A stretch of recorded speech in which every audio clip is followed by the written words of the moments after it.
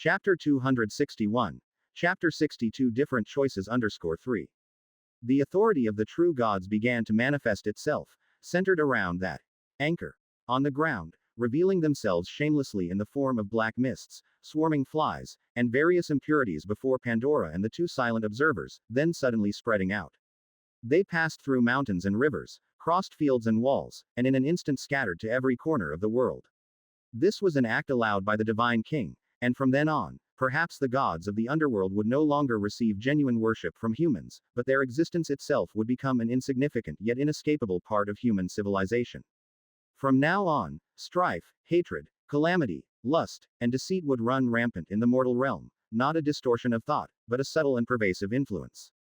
And compared to these intangible disasters, plagues and catastrophes would immediately unfold. Consider it a punishment. You betrayed your creator. Prometheus might forgive you, but that does not mean I will.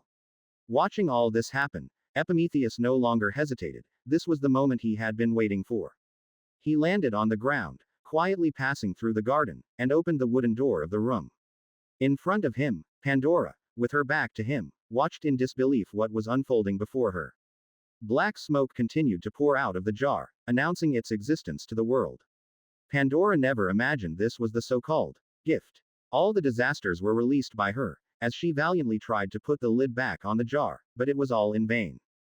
Finally, Pandora, exhausted, sat down on the ground. She watched the various disasters fly out of the jar one by one until, in the end, she saw a glimmer of light. That was the reflection of a star, which, as everything else left, seemed to sense the change in the environment and prepared to leave the jar to merge into the fate of all humans. But at that moment, a hand picked up the lid, and the jar that Pandora could not close with all her strength was thus closed. Pandora turned around abruptly, speechless at the sight of her husband, who had appeared behind her without her noticing. She first wanted to justify her action but then realized something was amiss. Why was Epimetheus here? How long had he been here? Why had he watched everything happen? And, why did he close the last gift back into the jar? Shish. Don't be surprised. Putting his forefinger to his lips, the afterthinker signaled his wife to keep her voice down. I am also a god, though not a particularly mighty one, but it's not strange for me to have such power. But why didn't you close it sooner? I just wanted to see what was inside. I didn't intend to release those things. When she saw the black mist, Pandora already knew what it was. Indeed, the jar could absorb disasters and calamities because it was itself an object designed to confine them. And now, she had personally released them. I know, these are just some disasters. They didn't exist because of what you did, though future generations will probably record it that way, but in reality, you just gave some people a real excuse to bring them down to the mortal realm, making their actions seem a bit more reasonable. Epimetheus casually remarked as he glanced at the brand new jar. And what about that last one? Pandora, slowly regaining her composure, looked at her husband, who appeared indifferent, and angrily questioned, why did you leave it inside? Who said that? It clearly left as well. Moreover, Epimetheus reached out to take the jar, but in the end, he refrained. Pandora, you don't really consider yourself a member of mankind, do you? At that moment, he recalled the words of the goddess of the nether moon. This was a gift from the Lord of the spirit realm to mankind. If a deity tried to take it, they would certainly pay a price. Luckily, Epimetheus had no intention of taking it. Since it was a gift from the goddess of the nether moon to Pandora, he decided to let her keep it. Come, pick it up, we must leave now. Smiling, Epimetheus commanded, Pandora, you have yet to answer. I want you to pick it up. As Pandora finally felt the increasingly icy gaze of her husband, she realized that he was not only a well-known fool among the gods but also a true deity. She hesitated, protected as she was by the blessing of the goddess, but in the end, she embraced the jar. Very good, Pandora, we are family. Do not regard outsiders as more important than us, like my brothers do. Be it humans or the divine king, neither are trustworthy. Their fates serve as a clear warning. With a satisfied nod, the afterthinker glanced outside once more. The observer had departed, and they could now escape the crime. After all, Zeus wouldn't pursue the matter, as long as the unknown deity reported everything to him, informing him that all the gifts within the jar had been released. Then Zeus would act as if they didn't exist, rather than chasing them all over the world. Now, the key to breaking destiny is in my hands. Hey, I thought there would be some kind of turmoil, but I didn't expect everything to go so smoothly. It seems even destiny is on my side, wishing for me to change it. With Pandora in tow, Epimetheus pushed open the door. Their daughter Pitha had not yet returned, but the afterthinker did not care much for her. If not for needing someone to carry the jar, he wouldn't even want to take Pandora with him. Just leave like this. For once he figured out the true purpose of the items hidden within the jar, everything would get better. Today was perfect. The sky remained dim. A quiet night like this seemed to hide all secrets, deep and peaceful. Elsewhere, at the doorway where Epimetheus was preparing to leave, the god of west wind, who had also witnessed the entire process, had long since transformed into an intangible current of air, flying high in the sky. Without waiting any longer, upon seeing everything within the jar released, he immediately departed. As dawn approached, Zephyrus finally returned to Olympus. Heading straight for the palace of Zeus, he had thought that Zeus would still be resting, but to his surprise, Zeus had been waiting for a long time. Your Majesty, I've come to report back to you. With a respectful bow, Zephyrus began speaking to the divine king seated high above. As you foresaw, Pandora indeed opened Hades's gift on her own, unleashing calamities upon the mortal realm. Truly, your foresight is unparalleled. I am aware. What else? Zeus had known about the calamities the moment the jar was opened. After all, as the divine king, he would not fail to notice such events. But what he truly cared about was clearly not the work of his brother. The gift from the goddess of the nether moon, it has also been released. At Novelban at.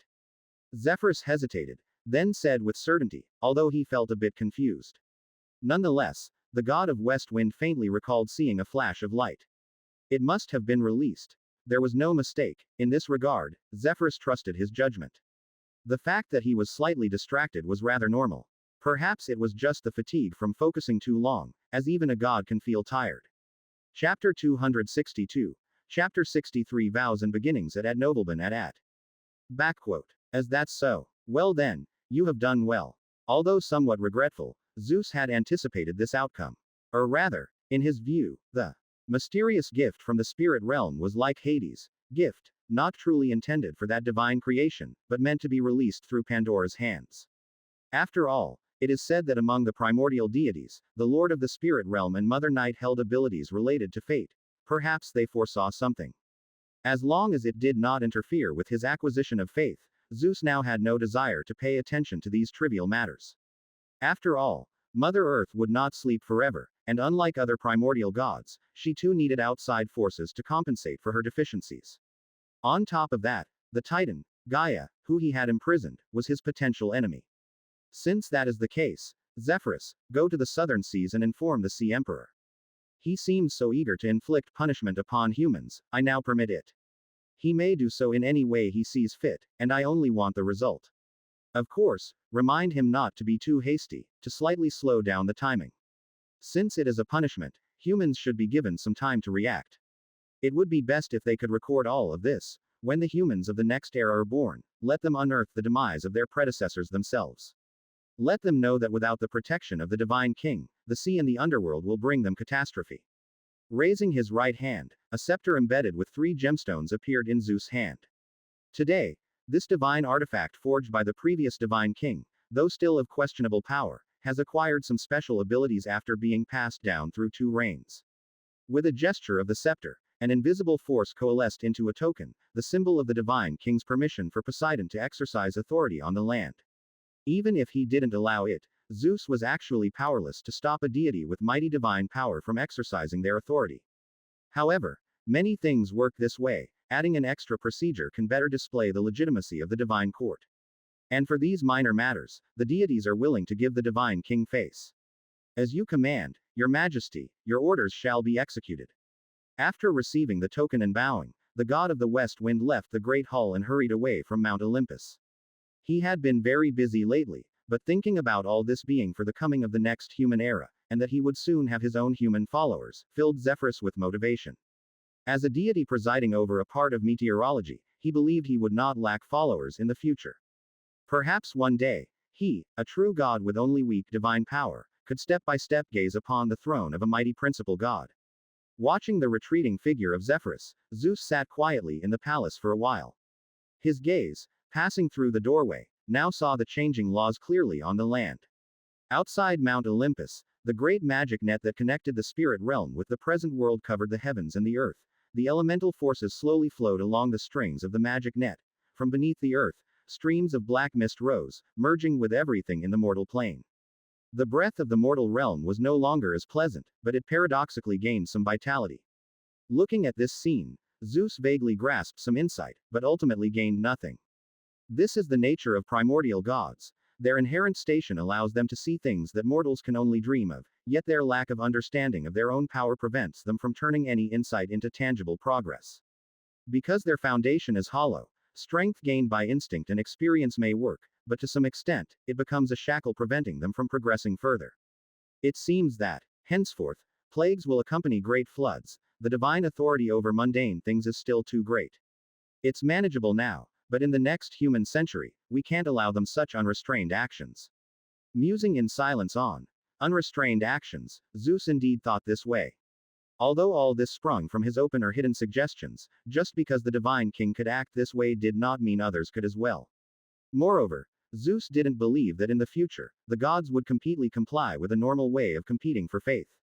They might do anything, and as the divine king, his job was to forestall such behavior. Conflicts between gods must not carelessly impact humans, at least not so that a conflict between two deities directly targets the other's followers. Otherwise, it would not only harm the image of the gods, but slaughter would also come too easily, and it would take centuries for humanity to recover, which is the wealth of the gods. Especially as the king of all gods, the god who grants humans the right to live, Zeus, like the earth, the sun, is an indispensable part of humans, and he too could gain a little bit of faith from all humans. While not much, and far less than the faith given by direct worship, it is still something.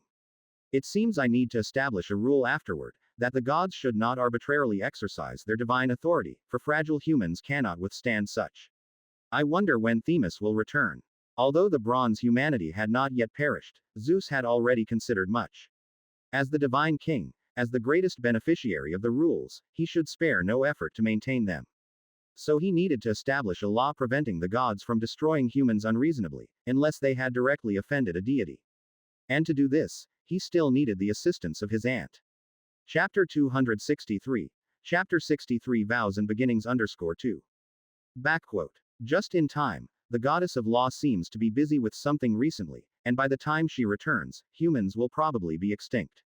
In the context of corpses scattered across the earth, presenting such a suggestion would undoubtedly gain support. On this day, aside from the divine king on Mount Olympus, many others noticed the change. At Nobleman at. When Pandora opened the jar, the gods of the underworld were permitted, and they began to use their inherent divine authority to affect the mortal world. Even without involving transcendent powers, these natural shifts were sufficient to bring about catastrophe for humanity, but on this tranquil evening, all mortals were still unaware of what had happened. Disease had begun to spread, and the outline of calamities started to ferment, yet it would be a long time before their eruption. In the deep night, everything appeared silent and still, with only a very few beings in the human-occupied regions able to detect these subtle changes on the level of the law. Standing at the core of Aurora, Mephisto looked apprehensively at the burning sacred fire. Having once been human, he thought he could approach this flame, even draw some from it like other humans, but that was not the case. As he tried to draw near, a sense of crisis from deep within his soul made Mephisto involuntarily stop in his tracks. He was certain that if he moved forward, the sacred fire was likely to burn from reality towards his own spirit, turning him into ashes inside and out. After the fruitless attempt, the devil had no choice but to find a place far from the sacred fire, to use its aura to mask his presence, and then somewhat indulgently admired this rare, grand view. Everything was as he had anticipated. Prometheus doomed himself. Humanity was about to face retribution, and hundreds of mortal elites had consumed his blood, preparing the events he had long arranged. They sketched runes, carved stone scriptures, and built altars with materials brought by the devil. Mortals would not understand what they were doing, but only Mephisto knew. This was a special ritual that would serve its purpose at the right time. With this ritual, after this operation was over, he would likely face the wrath of gods from the spirit realm as well as those from Mount Olympus, for, according to the Lord of the Nine Hells, this ritual could very well touch some rather sensitive divine nerves. Hey, it doesn't matter. Someone will take care of them for me, Mephisto chuckled, thinking of the news he had secretly let slip and that naive god of sleep The former would be enough to give Olympus something to deal with, making them too preoccupied to intervene. The latter was waiting for him to lure away the gods of the spirit realm so he could achieve his patricide, but Mephisto was equally looking forward to some activity from him on that day, so the gods of the spirit realm wouldn't keep chasing after him. If that god named Hypnos truly succeeded, it would be a win-win deal. But for the devil who knew the truth, he only hoped to finish his tasks early on that day and find time to see how that fellow would die. And you, what will you do then? Mephisto murmured, looking toward the east of the city, feeling the presence that was hard to ignore. Cohen, the human, was the only unplanned factor in his scheme. He appeared without any warning, as if a human had just emerged out of nowhere, and it was unknown how he possessed that power. However, thankfully, through years of probing, the devil had gradually discovered that Cohen seemed to be grappling with some puzzling issue, which reduced his desire to interfere with the outside world. Although he didn't know what Cohen was thinking, such a state, the longer it lasted, the better. Let it be, it's best to keep it up indefinitely. The unknown is truly bothersome, and that guy the first met by accident, I don't know what that strange puppet is, but fortunately, its power is weak, and it can't affect much. I'll just avoid it, he resolved. Being 90 miles into a 100-mile journey, the Chaos World did not have this proverb, but Mephisto still seriously recalled all the past events one by one until he was sure there were no issues before he could relax. After completing this operation, he could return to the Nine Hells for a visit and claim part of the rewards due to him. At least in terms of being a boss, the Lord of the Nine Hells was quite trustworthy. In the spirit realm, on Mount Sinai. In the mortal world's opposite side, in the spirit realm that almost covered most places of the entire world, Laine sat in the main seat of the Temple of Lops. The seasons outside had not changed many times, but in this distorted space-time, a long time had already passed. At some point, the remaining shaft of Gingnur in Laine's hands had been split again, becoming 3 sections, 2 short and 1 long. The shorter 2 sections contained opposing powers, but they shared the remainder of the divine artifacts, Gingnur, name and fate. They had lost their vitality because the little remaining power had concentrated into the middle section, which also exclusively possessed the power of the oath remaining in the divine artifact. Chaos's oath originally belonged to the world, but during the Second Era, it was bestowed upon the Styx River, and thus Styx came into existence.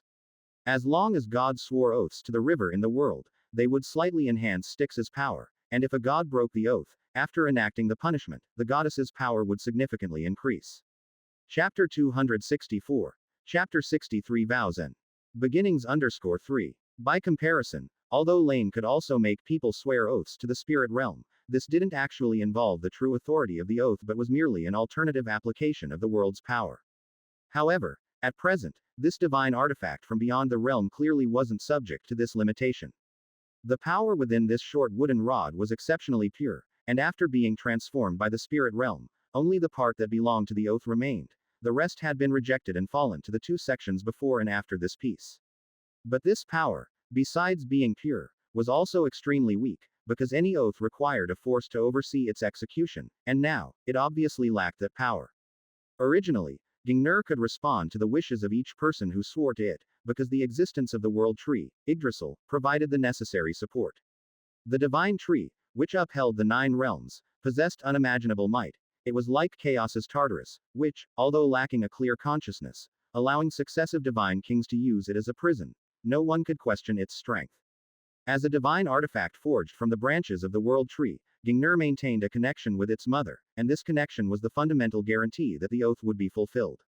But now, there was no world tree in this world, and the little life force it had left was insufficient to recreate a world tree capable of sustaining the world. Relying only on its insignificant power, Gingnur could probably only bind ordinary things, and might not even be effective against more powerful entities. Not bad. Many things just need to be suitable. With a satisfied smile, Laine picked up the 3 broken sections of the spear shaft. He lightly tossed the other 2 sections, with their differing colors, out of the palace, and they fell onto Mount Sinai. Passing through the triple time-space barriers, these 2 sections of the spear ultimately descended into a giant stone well located at the center of a realm. Without splashing or floating on the water's surface, they silently sank to the bottom, not even a ripple stirred. That's about right. Keeping the slightly greenish section of the rod in hand, Laine turned his gaze to the huge dragon egg that was now showing some cracks, and to the reflection of that star from the mortal world. She was going to be born today, On this very day when the world's spiritual power was at its peak, and coincidentally, it was also the day that Pandora's magic jar was opened. Perhaps humans in the future would attach some dreadful monikers to this day. After all, it marked the beginning of the end for a generation. But this all had little to do with Laine, so he waited for Bai's birth while watching the drama unfold. The wind god's bewilderment, the afterthinker's resolve, and his claim that he had grasped the key to breaking fate, yet without even touching the jar itself. It was the same trick he had played on Zephyrus, the god of the west wind. The god of hindsight couldn't be certain that the creator of the gift had sensed it, and indeed it was an unknown. Although Mother Earth could not sense what unfolded around the golden apple, and deity might not be able to monitor every action of the life they blessed, Epimetheus maintained the proper caution for a gift from an unfamiliar ancient. So, just as he had deliberately spoken Prometheus's warnings to him to expose the wind god's weakness, what he said in front of the clay jar was also a kind of test. If the person behind this was watching him, perhaps they would act against him for his offensive words. This might seem like asking for trouble, but it was better to be approached by someone now than to be unknowingly watched and targeted at a crucial moment. Regrettably, Laine was not the wind god, and he didn't care who ultimately received this gift or what Epimetheus said. Since the other party had followed the rules he had set, leaving the gift in human hands, they might as well keep it. In fact, if the god of hindsight could indeed accomplish something with this gift that surprised Laine himself, he would only be pleased. However, the likelihood of that was probably not very high. Zeus and his brothers made different choices, and you three brothers have done the same, an astonishing resemblance. The one who chose humanity was betrayed by humans, but the future remains unknown. The one who chose the king has never been forgotten by his king, it's just not the right time yet. Recalling his occasional interactions with the former divine king, Laine reflected again. The other's moral standards were indeed quite high among the male deities who possessed power and held authority. They ultimately did nothing to their betraying wife, and even in the abyss, they did not forget their loyal followers. However, compared to your brothers, the one who chose himself truly has to rely on himself alone. There is no distinction of better or worse. If Epimetheus has sufficient capability, then choosing oneself might not be a wrong choice. Laine refrained from any judgment until the final outcome was revealed. Crack. At Nobleman at. The sudden sound of cracking drew Laine's attention instantly. He looked towards the massive dragon egg in front of him, from which the sound originated. A crack appeared at the very top of the eggshell, and then the noise stopped. However, Laine was not in the least bit anxious. He knew that the little one inside was probably gathering strength. Boom. Crack. A thumping sound accompanied by another cracking noise. The fissure grew wider. But this time, the young dragon didn't stop. It kept battering the eggshell continuously. Crack. Crack crack. Crack crack. Ellipsis. Little by little, fine lines began to spread over the surface of the dragon egg. Until at one moment, under Laine's expectant gaze, with a final crisp sound, the top of the eggshell finally broke open a small hole. The hole was small, not even as big as a baby's palm, but its very appearance signified that there was no longer a barrier between the dragon egg and the outside world. Then in the next instant, an ethereal shadow emerged from it. It seemed much larger than the hole, yet it appeared as if the size made no difference at all. This was a white dragon. Slim in form, with resplendent wings and delicate, smooth, lustrous scales. She didn't resemble a newborn dragon but rather a miniature version of a young dragon. As a dragon brought to life by spirituality, she was naturally touched by this power. Her appearance was influenced by her self-awareness, which in turn was influenced by the forces of the spirit realm. Thus, although her image was innate, it carried all the impressions of beauty in a dragon that the lord of the spirit realm had in his past memories, which made her look nothing like the ugliness often associated with the just born. In the center of the temple, the young dragon opened her silver eyes and took in her surroundings. The temple, the shattered eggshell, and the black-clothed figure she felt close to, that was all there was to her birthplace. She opened her mouth and inhaled. The broken eggshell transitioned from substance to void, consumed in a form of energy. The young dragon then fluttered her wings lightly, landing on Laine's arm. It seems you're in good shape, Laine said with a slight smile, extending his hand to tenderly stroke the young dragon's head. The scales were not rough to the touch but rather had a soft and warm feel. He knew that, as the origin of the spirit dragon race, Bai could indeed glimpse fate and control the elements, but the psychic realm was where she truly excelled. Her body could thus shift between the tangible and intangible at will, soft and pliable under his touch but an indestructible guard in the face of an enemy. Are you my creator? She asked. Without speaking, a gentle voice entwined with unfamiliarity toward the world entered Laine's mind. Faced with the young dragon's question, Laine simply shook his head. Creator is a bit of a stretch. I only provided the most suitable environment for your birth, but now you have no connection with your original creator. So from now on, the spirit realm will be your home. Bai shook her little head, as if to indicate she understood. But then, the newly born creature's attention was caught by something else. Those were the other dozen or so dragon eggs lying on the ground, still separated from the external environment by Laine's power, which is why they hadn't undergone any unique changes. They are your kin, but they will not be like you, Laine said, observing the confusion in Bai's eyes. How about this? What kind of dragon they will become can be decided by you, what do you think? Laine proposed with a smile. Not quite understanding Laine's meaning, Bai nonetheless nodded her head. The instincts from her bloodline naturally made her see those weaker than herself as subordinates. Making decisions for one's subordinates was the most natural thing to do. Chapter 265. Chapter 64 Disaster. That may be so. Bai, just born, obviously couldn't grasp the nuances just yet. What Laine wanted her to decide on was actually the force that brought these dragons into being, but she clearly misunderstood. She thought she was to decide their appearance, which is what kind of dragon, meant to her. So she began to look around, observing the decorations in the Great Hall. The towering columns were engraved with ancient patterns, creations from the previous era exuding a breath of ages. If she were a time dragon, she might have appreciated such things, but as the supreme being of the spirit realm, Bai merely glanced over them before moving on. Then there were the tables and chairs, stone carvings, incense, decorative pieces, or the cups and bright lamps.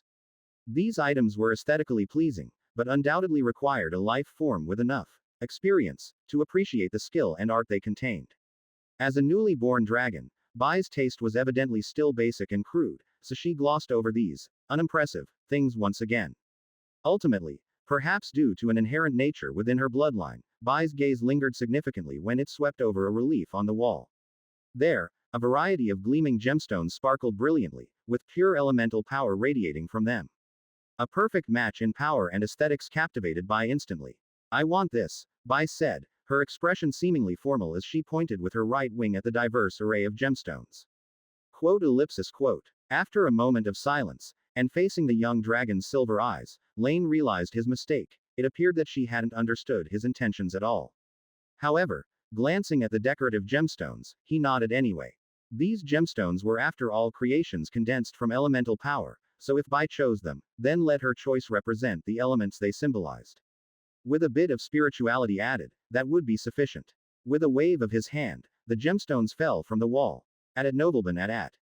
There were many, but they roughly categorized into 5 types: amethyst, sapphire, crystal, yellow jade, and jade, each surrounded by a different elemental aura, some pure, and some mixed. They fell into the midst of the dragon eggs, each finding a place to merge. The next moment, the force that had isolated the dragon eggs from the outside world dissipated, and they began to adapt to the environment, undergoing various changes. In the void around them, a mix of elemental power and a touch of spirituality began to flow into the eggs. The gemstones previously chosen served as guides, sorting the elements into their respective categories. However, unlike the 2 previous dragon eggs, these more ordinary dragon types did not possess the natural ability to be born, nor did their essence support such an act, as these dragons were closer to material life forms, and not intimately connected with time and mind like the other 2 transcendent dragon types. Thus, the force of life was also infused, influencing the direction of changes. They would reproduce and thrive in the normal way, so each type of dragon was not limited to a single individual. Influenced by external forces, they divided into sexes, the numbers varying. Of course, just as Bai was to some extent influenced by the spirit realm, these members of the dragon race would also undergo certain changes. Their temperaments might shift, and it would be difficult to define them by mundane standards of good or evil.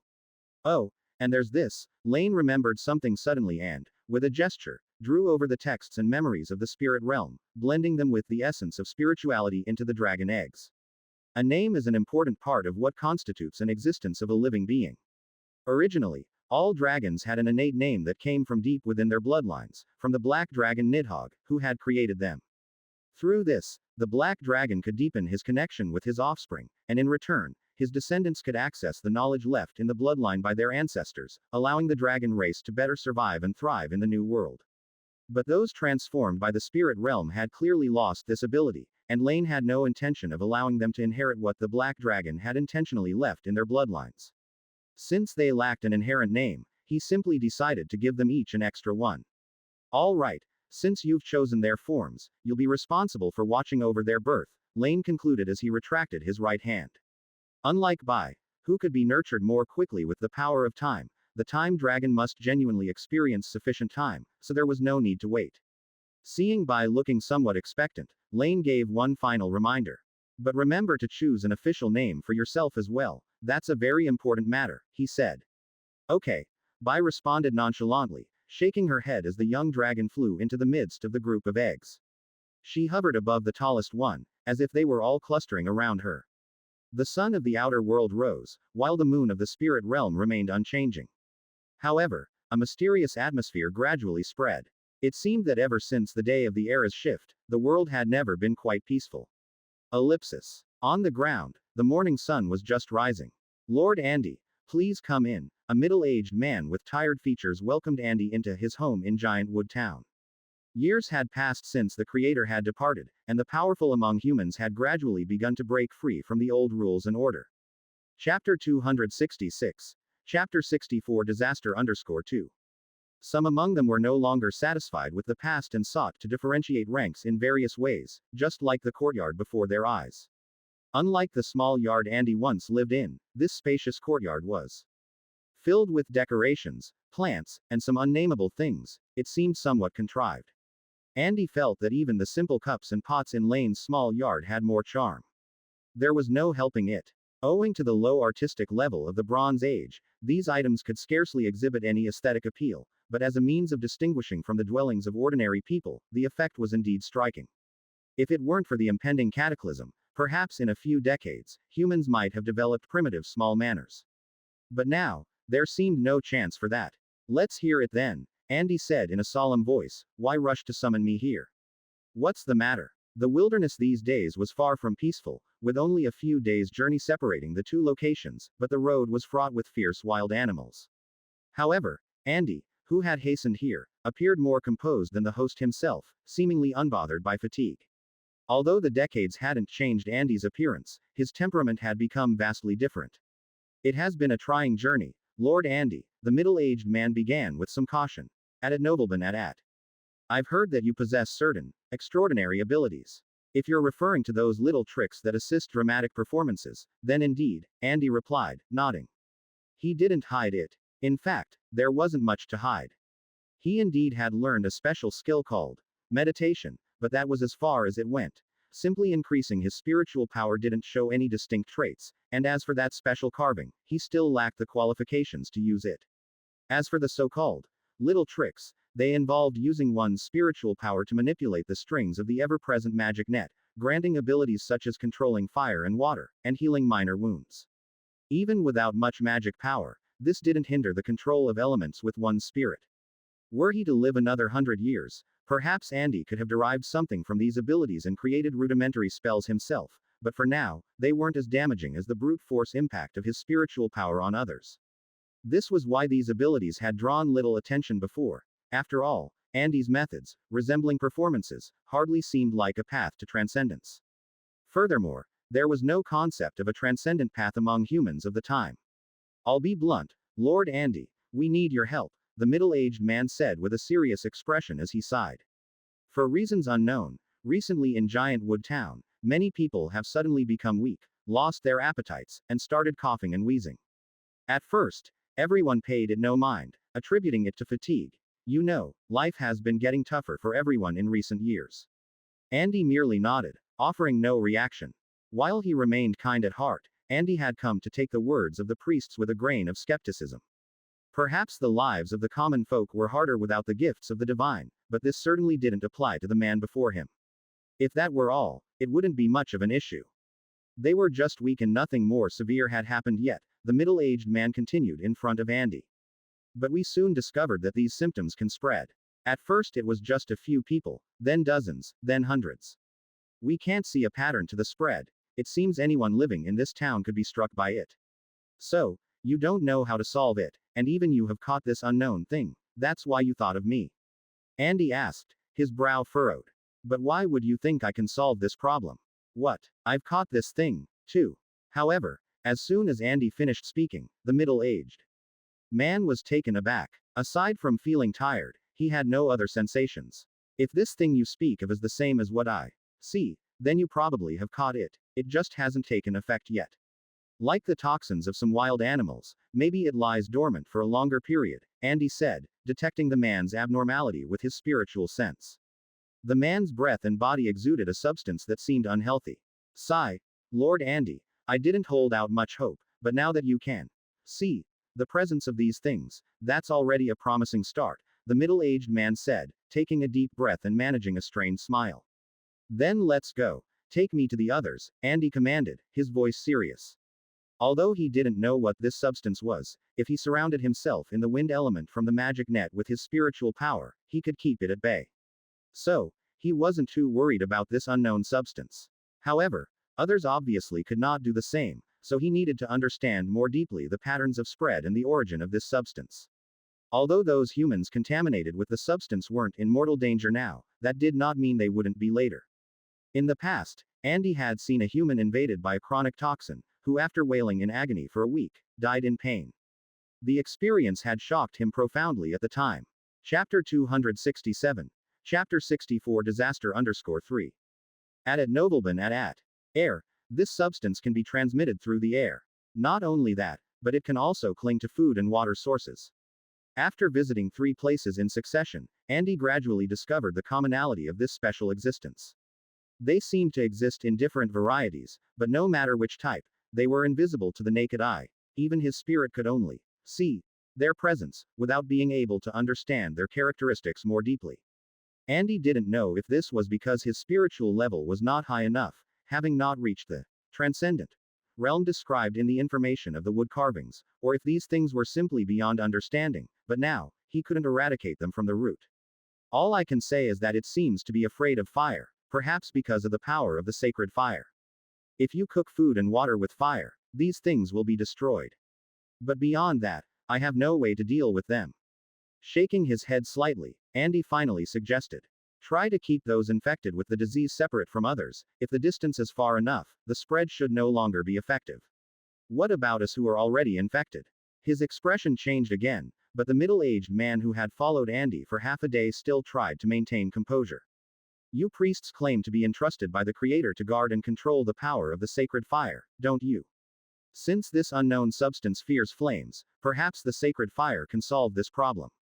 After some thought, Andy finally gave a somewhat viable answer. However, upon hearing this, the middle-aged man's face didn't look good at all. Others might not know, but he was well aware that any human could invoke the sacred fire, but nobody could truly control its power. The so-called guarding and using by the priests was just another form of deceit. Thank you for your advice, Lord Andy, but I would ask that you keep today's events to yourself. After a brief silence, the middle-aged man thanked him in the end. He had invited Andy without much hope, and the result was already satisfying to him. Only why Andy could see this substance did pique his interest. Before, he hadn't taken Andy's unique abilities seriously, but now, he realized he might have underestimated them. No matter, I just hope the trouble can be resolved quickly. He sighed. Since no one had died from it so far, Andy, who had never seen a plague before, didn't think it was such a big disaster. After greeting everyone, he turned and left. After all, he was not knowledgeable in herbs. They had invited him to try their luck, and his shallow transcendent power was not enough to make a difference. As a child, Andy had learned much of mortal knowledge, learned a lot of old history, but had only learned meditation from Laine, the only thing related to transcendence. Although it was the foundation of everything, there clearly wasn't enough time now for him to develop it. Clutching the puppet left by Laine, an intuition suddenly surged in Andy's heart. Maybe I should learn something else. Ever since the Creator left, the world had become increasingly unstable. In the short term, he wouldn't be able to reach the transcendent, legendary realm mentioned in the wood carving, so perhaps he should also learn some swordsmanship as a protective skill. Disaster spread in the mortal realm, and as it interwove with the integration into human society, strands of the power of faith were born, ultimately falling upon their source. Compared to the offerings of true believers or the civilization slate as the source of human knowledge and civilization, the faith arising from disaster was undoubtedly insignificant. Its only advantage was that as long as there were more intelligent beings on Earth, it would steadily increase without the volatility of mortal devotion. However, the disasters in the mortal realm actually had two sources. One was the gods of the underworld, symbolizing the objectively existing calamities, as they had always existed, just taking this opportunity to come to the mortal realm. The other was the initiator of everything, the woman who had personally opened the magic jar. She represented the man-made calamities, the disasters triggered by humans themselves. At this moment, Pandora, who was walking with Epimetheus on the lands of the West, noticed this strange force that disregarded distance and traveled across half the continent to her surroundings. What is this? It was as if she heard the whisper of creatures, the pain in illness, the fear faced in adversity. Surrounded by these false illusions, Pandora unconsciously shrank, hugging the magic jar tightly in her arms. Alongside her, the god of hindsight glanced at her, revealing an expression of understanding. He knew this scene would inevitably happen, but he didn't expect it so soon. That is faith.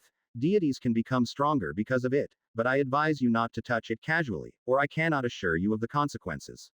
Why? Looking around at the encircling influences, Pandora wondered, was it through these terrible things that gods grew stronger?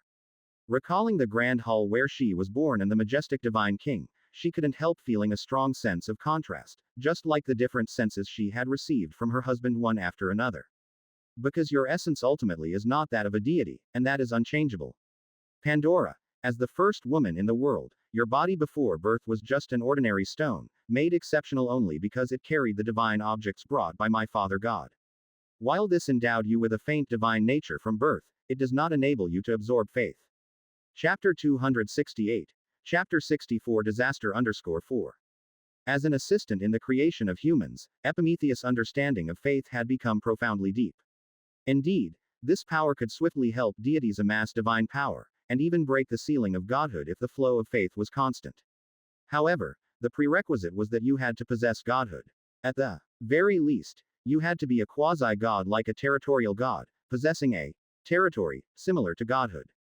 Without such a medium, directly absorbing the power of faith would be akin to courting death. It would be like touching the origin of godhood itself. Going mad would already be the best outcome. Of course, ordinary beings are also unable to perceive faith, only those who are naturally divine or who have gathered it on their own. The latter does not exist in this world yet, and the former are all descendants of quasi-gods or gods. An existence like Pandora is actually extremely rare. But what about this clay jar?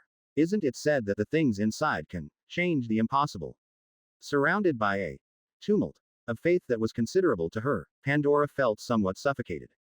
Yet looking at the delicate jar in her hands, covered in patterns, she couldn't help but rise with some hope. I don't know, or rather, I am more inclined to think that it is an object related to fate. It can lead you to find a way out unintentionally, not an all-powerful wishing machine, Epimetheus said, making a judgment and looking at his wife. But I'm also unsure. Why don't you try and wish for a way to make use of these faiths? With regard to the magic jar, the god of hindsight also did not know what it would take to use it. Since Pandora wanted to try, he thought he might as well let her. All right. At Nobleman at. Biting her lip, if she could not feel faith, Pandora would not be affected. If like a true deity, she could wield godhood to use them, she would rejoice at the presence of faith. But her current situation made it very hard for her to accept. Thus, Pandora silently closed her eyes and prayed in her heart, hoping the clay jar would help fulfill her wish. However, as time passed, under the expectant gaze of the afterthinker, nothing happened. It seems that wishing didn't do anything, even though you are human, the rightful user of it, said Epimetheus a little disappointingly, admitting Pandora's human status. But upon reflection, the god of hindsight was not surprised by such an outcome. After all, it was a relic of fate, and it's quite normal for it to be hard to use. Let's go. Your faith is something I cannot take away. If it's really unmanageable, just leave it as it is. As long as you don't actively engage with it, there really won't be any negative consequences. I understand, she nodded. The woman who brought calamity to humans did not have any solutions and could only try to ignore those false illusions as she continued endlessly following behind Epimetheus. As the two of them slowly vanished into the distance, her earlier wish seemed like a joke. Yet unbeknownst to her, at the very moment Pandora made her wish, the trajectory of destiny was indeed nudged, but that trajectory remained unknown to all. Even in the profound depths, a disaster of equal magnitude was once again imposed upon Pandora.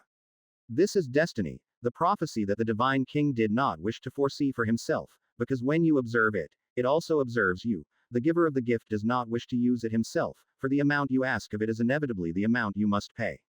But just as 2 generations of divine kings foundered before destiny, to it, everything is indeed without impossibles. Chapter 269. Chapter 65. The Saint is coming. Spring gradually faded away, and the sun hung high in the sky. In a blink, another 3 months had passed. However, this year's human tribes were markedly different from those of previous years. Disease spread, and the climate had become increasingly unpredictable. Although it was the height of summer, nights were often abnormally cold. People could only huddle by the hearth, drawing some warmth from the flames. Under such circumstances, more people fell ill in their beds. At the same time, some rumors also began to spread among the crowds. On certain cold nights, some claimed to have seen the faces of departed friends on the deserted streets. They had died at the mouths of wild beasts or from the torment of sickness, but now, they wandered the towns at night as if alive. But unlike when they were alive, these supposed dead appeared ethereal, their expressions blank, and before familiar people could approach, they would often vanish in an instant. At first, people thought these were hallucinations, but later, many saw the same sights. People started to recall what the Creator had once said. He created the bodies of mortals, but their souls came from a place called the spirit realm. Once they died, their souls would return there. Now, these ghostly figures undoubtedly fit the description of souls. Even the world after death was undergoing such strange changes, bringing yet more gloom to the afflicted human tribes. But all suffering was that of mortals, the gods did not empathize. Even in lofty Olympus, the heavenly empress had recently held a banquet in honor of Aphrodite, the most beautiful of goddesses. Of course, as for being the most beautiful, the heavenly empress herself had never admitted this. The divine king, along with Eurynom's daughters, the Graces, were valued by the goddess of beauty because of their complementary godhood. Aphrodite requested the divine king, deciding to make them her sub-gods. At Novelban at. Aglaea and Euphrosyne agreed readily. Deities with such modest godhood did not resist becoming sub-gods to more powerful ones. Moreover, Aphrodite's way of doing things was to their liking. Only the youngest sister, Talia, expressed refusal. She hoped to stay at the side of the heavenly empress, managing some daily trifles for Hera. Though somewhat surprised, considering the offspring that was soon to be born, the heavenly empress agreed to Talia's request. Thus, the gods celebrated.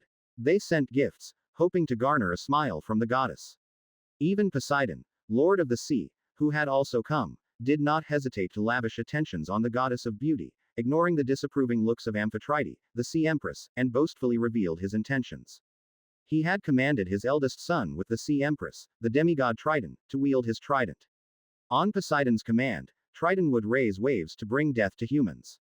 The struggle of mortal things, their final prayers or hatred towards the gods before dying, this was the gift he brought to the goddess of beauty. Aphrodite was not very interested, but many other deities were quite intrigued. Thus, she did not stint in repaying the sea emperor with a charming smile. Witnessing this smile, Poseidon was moved, even the divine king was momentarily distracted, and many male gods felt envy.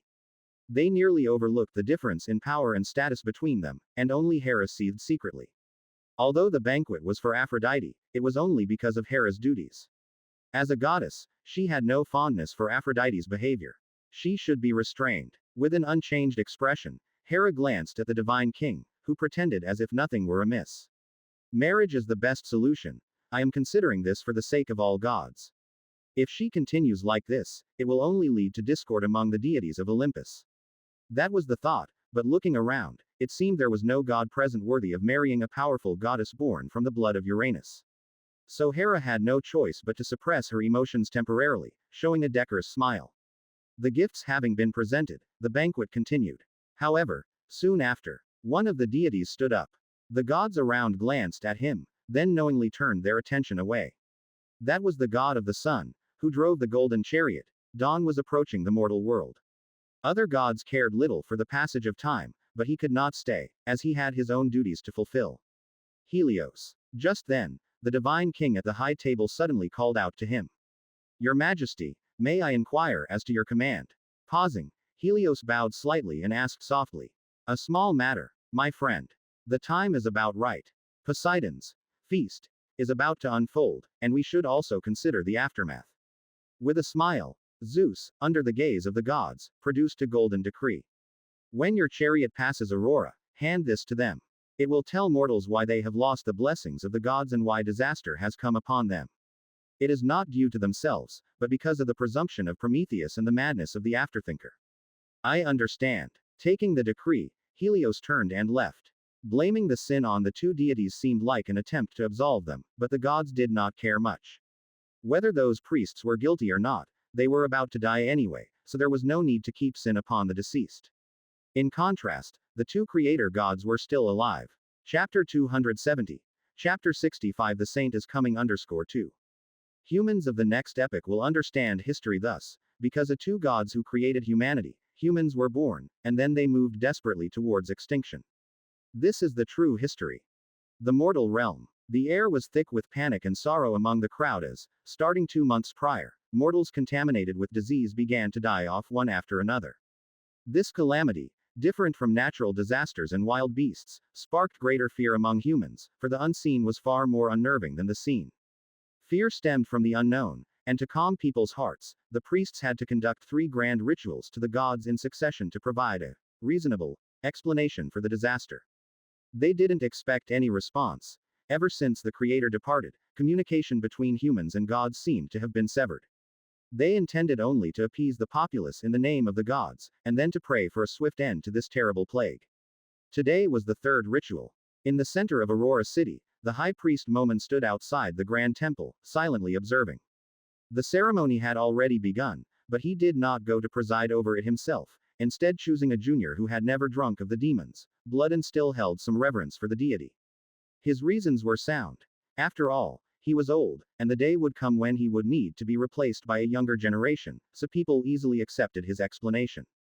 The sun was high in the sky, and the ritual was drawing to a close, with the guards maintaining order beginning to relax. They all thought that, like the previous 2 times, the chief celebrant of the ritual would soon emerge from the temple and speak words to soothe the hearts of the people. However, the outcome defied everyone's expectations. Whoosh! Refined animal fat was poured onto the stone altar, and vibrant flames blazed before the temple. Just at that moment, a beam of golden light descended from the sky, directly entering the temple. The top of the temple was breached, but at that moment no one cared. In an instant, the place fell silent, and then quickly erupted into chaos. What is that? Has a god arrived? That golden light is from above the sun. The priests did not lie to us, the gods truly have responded. As the disaster about to end. Quote. In the past, many had doubted the priests' ability to communicate with the gods after the Creator left, but now all their skepticism dissipated. The deity had responded. Perhaps the end of the catastrophe was near. High Priest, don't rush. Different from the onlookers, those who gathered around Momon became somewhat panicked at the sight. They thought this was another punishment for their actions, but Momon was not among them. He halted the calls of those beside him, and he had, in fact, expected this scene. Mortals were beneath godly notice. The outcome of the previous 2 sacrifices made that clear. They simply did not want to bother with humans. A mysterious individual had told him that before the gods destroyed them, they would twist history, and the most true history was that which humans recorded themselves.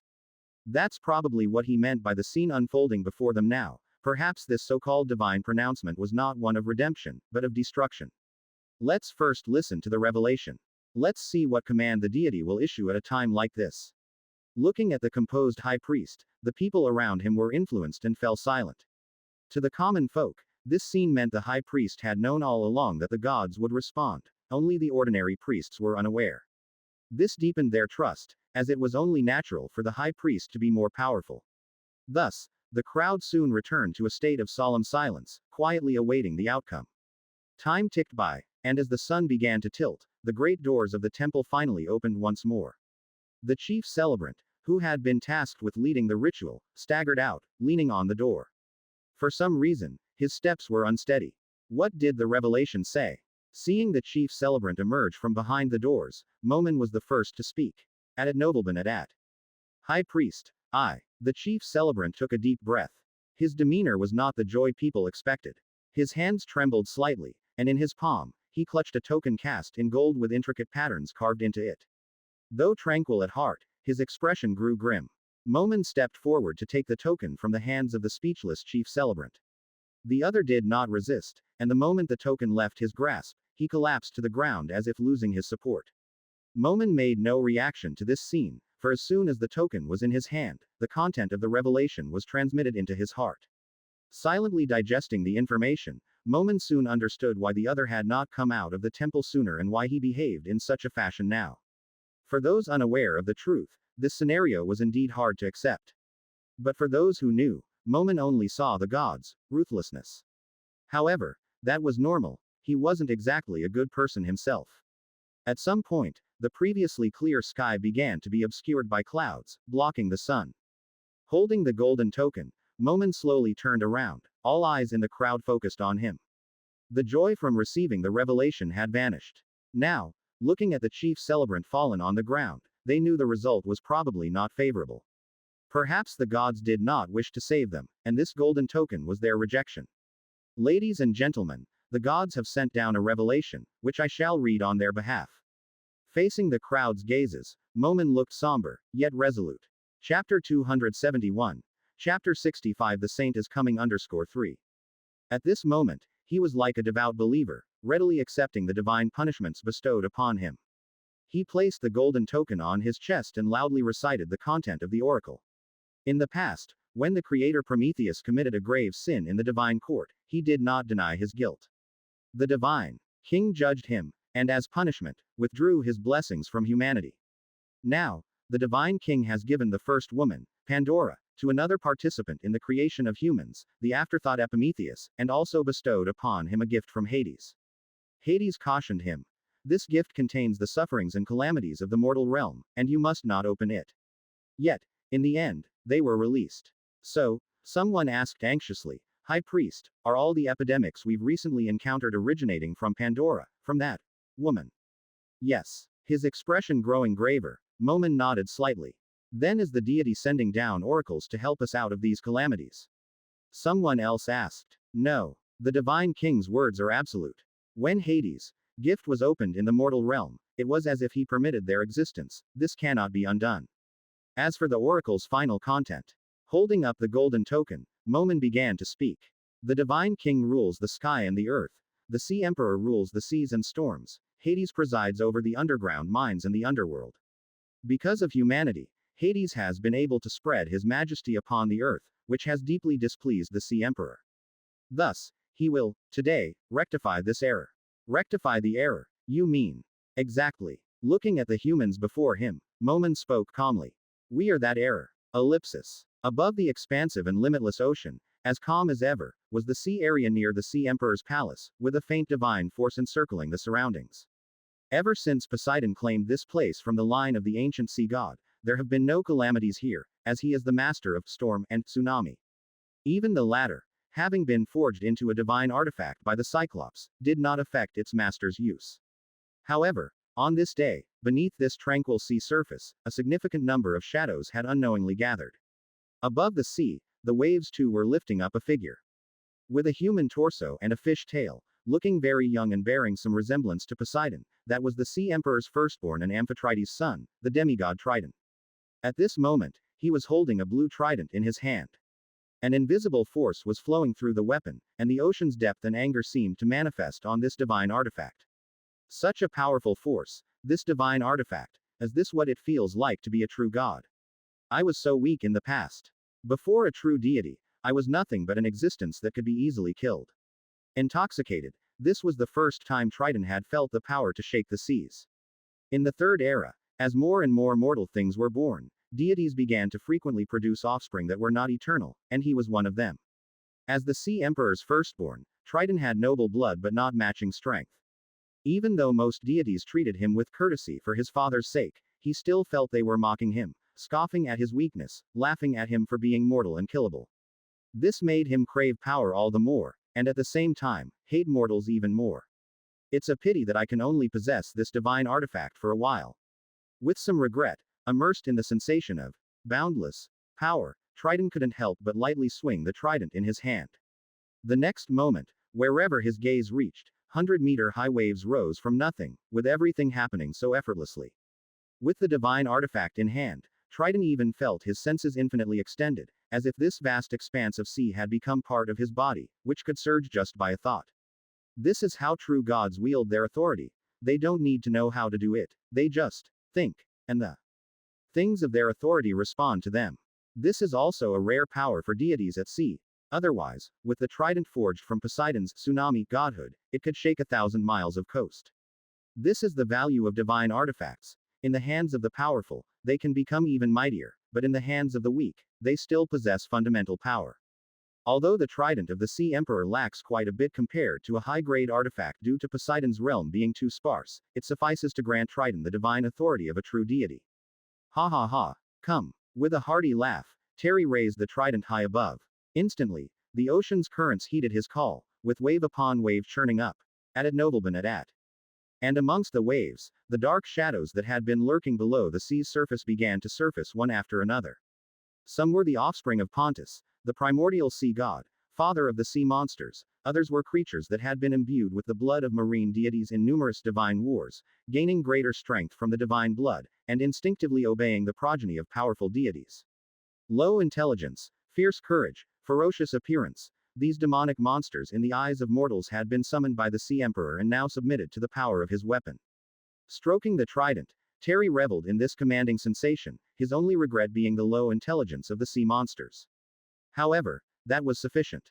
Grasping the divine artifact, Terry pointed it forward and said with a buoyant spirit, "Follow the waves, kill every living thing you see." No, wait. Suddenly remembering his father's advice, Terry frowned but still retracted his words. There were two he couldn't kill, for the Divine King had other plans for them. Terry had no objection to this. After all, they were demigods, not like those lowly mortals. Then let me say it again. Apart from the two demigods named Pitha and Deucalion, kill every living thing you see. With a grin, Terry mimicked his father's tone, oozing with killing intent, and said, "Leave not one alive." As his words ended, under the power of the divine artifact, towering waves surged toward the land. Among the roaring, the sea monsters too advanced forward. On the earth, without the enhancement of divine power, mere seawater might not be able to drown all mortals, but with these monsters, it was a different story. Terry believed he would accomplish this task very well. Even at this moment, he was already considering how to dawdle a bit longer. The destruction of humanity, I can't do it too quickly. Sitting on a throne, formed of seawater, behind the multitude of sea monsters, Terry pondered in silence. If I kill them all too fast, I won't own the divine artifact once the task is over. Such an opportunity doesn't come by often, I should enjoy it a little longer. Ellipsis. Meanwhile, in the spirit realm, Laine was explaining the various aspects of the world to Bai. He was talking about the third layer of the spirit realm, telling the young dragon that as a dragon governing the realm of the heart, it was very suitable for her to be active there in the future. Part of the spirit realm, yet intertwined with the hearts and dreams of all beings in the world, Bai could witness the variegated aspects of the world and understand the love and hatred between living beings there. If she was interested, she could also travel within the dreams of living beings and come into contact with reality to experience the sensations of mortal life. Why have you stopped? Suddenly, the young dragon, who had been listening with great interest, lifted her head and looked at Laine not far away. There, Laine had stopped speaking at some point and had stood up from his seat. I have some matters to attend to. With a smile, Laine then cautioned. You stay here by yourself for a while. Just remember, if anyone comes here other than me, do not pay them any attention, they won't notice you. I understand. The clear, childlike voice echoed in Laine's mind, and the young dragon then lay down on a dragon egg, boredly closing her eyes. Seeing this, Laine chuckled and then casually picked up the black cloak that was draped over the chair. A promise made must be kept. Humanity was about to be destroyed, and now, he needed to visit the mortal realm. It was just unknown what direction the end of bronze humanity would take this time. Chapter 272, Chapter 66 Historians. Without locking in on a location, without previewing it beforehand, once he was prepared, Laine simply took a step, leaving everything to the unknown. So, When he emerged from the spirit realm into the dwelling place of humans, what laid before him was a door. At Nobleman at. This seemed to be the interior of some human structure, with the bronze door dividing it into inside and outside sections. It was clear that there should have been guards here, but now the place was completely empty. History. Since everything here originally stemmed from me, is that why I've come here? Though his action was random, in the mythic world, there was no true randomness. Being able to come here meant that this place had some faint connection to Laine. After surveying his surroundings, he reached out to push the door open. The portal, heavy enough to require the combined strength of several men to open, swung apart with ease, revealing the steps behind it. It appeared to be a very tall building, which wasn't common among modern humans. Strolling in, under the light of the lamps on either side of the staircase, Laine headed towards the top of the building. Ellipsis. Click. Grind. The sound of a bronze blade scraping against stone echoed in the high space, where an old man with a face full of wrinkles continued his work. He was very old, one of the oldest among the first humans created by Prometheus, and his life was nearing its end. Judging by the arrangement on this floor, there should have been many people here in the past, tasked with guarding and preserving these items, and he was the overseer. But now, only he remained. However, sitting in his chair, the old man seemed oblivious to the changes around him, quietly carving away at the object in his hands. In his palms, the smooth stone tablet gradually filled with patterns and text. Looking closely, these patterns formed a tall pillar of fire. A man with an indistinct face was bound to the pillar, surrounded by onlookers. In midair, a goddess with a scale in her left hand and a sword in her right watched over everything. Ellipsis. Tap. Tap tap. Outside, footsteps gradually approached from afar. The old man didn't react. On the table beside him, numerous parchment scrolls were arrayed, inscribed with tiny script. These were once considered one of bronze humanity's greatest treasures, but now, they were nothing more than useless decorations. Tap. Finally, the footsteps halted behind the old man. The shadow cast on the table in front of him reminded the elderly guardian of the newcomer's presence, yet he showed no response to this unexpected visitor. If you have business, please wait a moment, cough cough. The man's hands kept moving as he said slowly. Whether you allow me to record these things or not, please wait until I'm finished, then you can take it away as a small ornament. If you could grant me this humble request, I will be grateful for your kindness in the last moments of my life. The old man was dying. Laine could see that. He had contracted the plague. With the current medical knowledge of bronze humanity, his death was certain. Even without the plague, given his age, he wouldn't have lived much longer anyway. It was like an ancient saying buried in the depths of memory: the people are not afraid of death. How can death be used to frighten them? The old man was like that now. If it weren't for the few things he still wanted to do, Laine even thought the man might not care about his arrival. But observing the stone engraving steadily nearing completion, intrigued, Laine still asked with interest. You all, what do you think I am?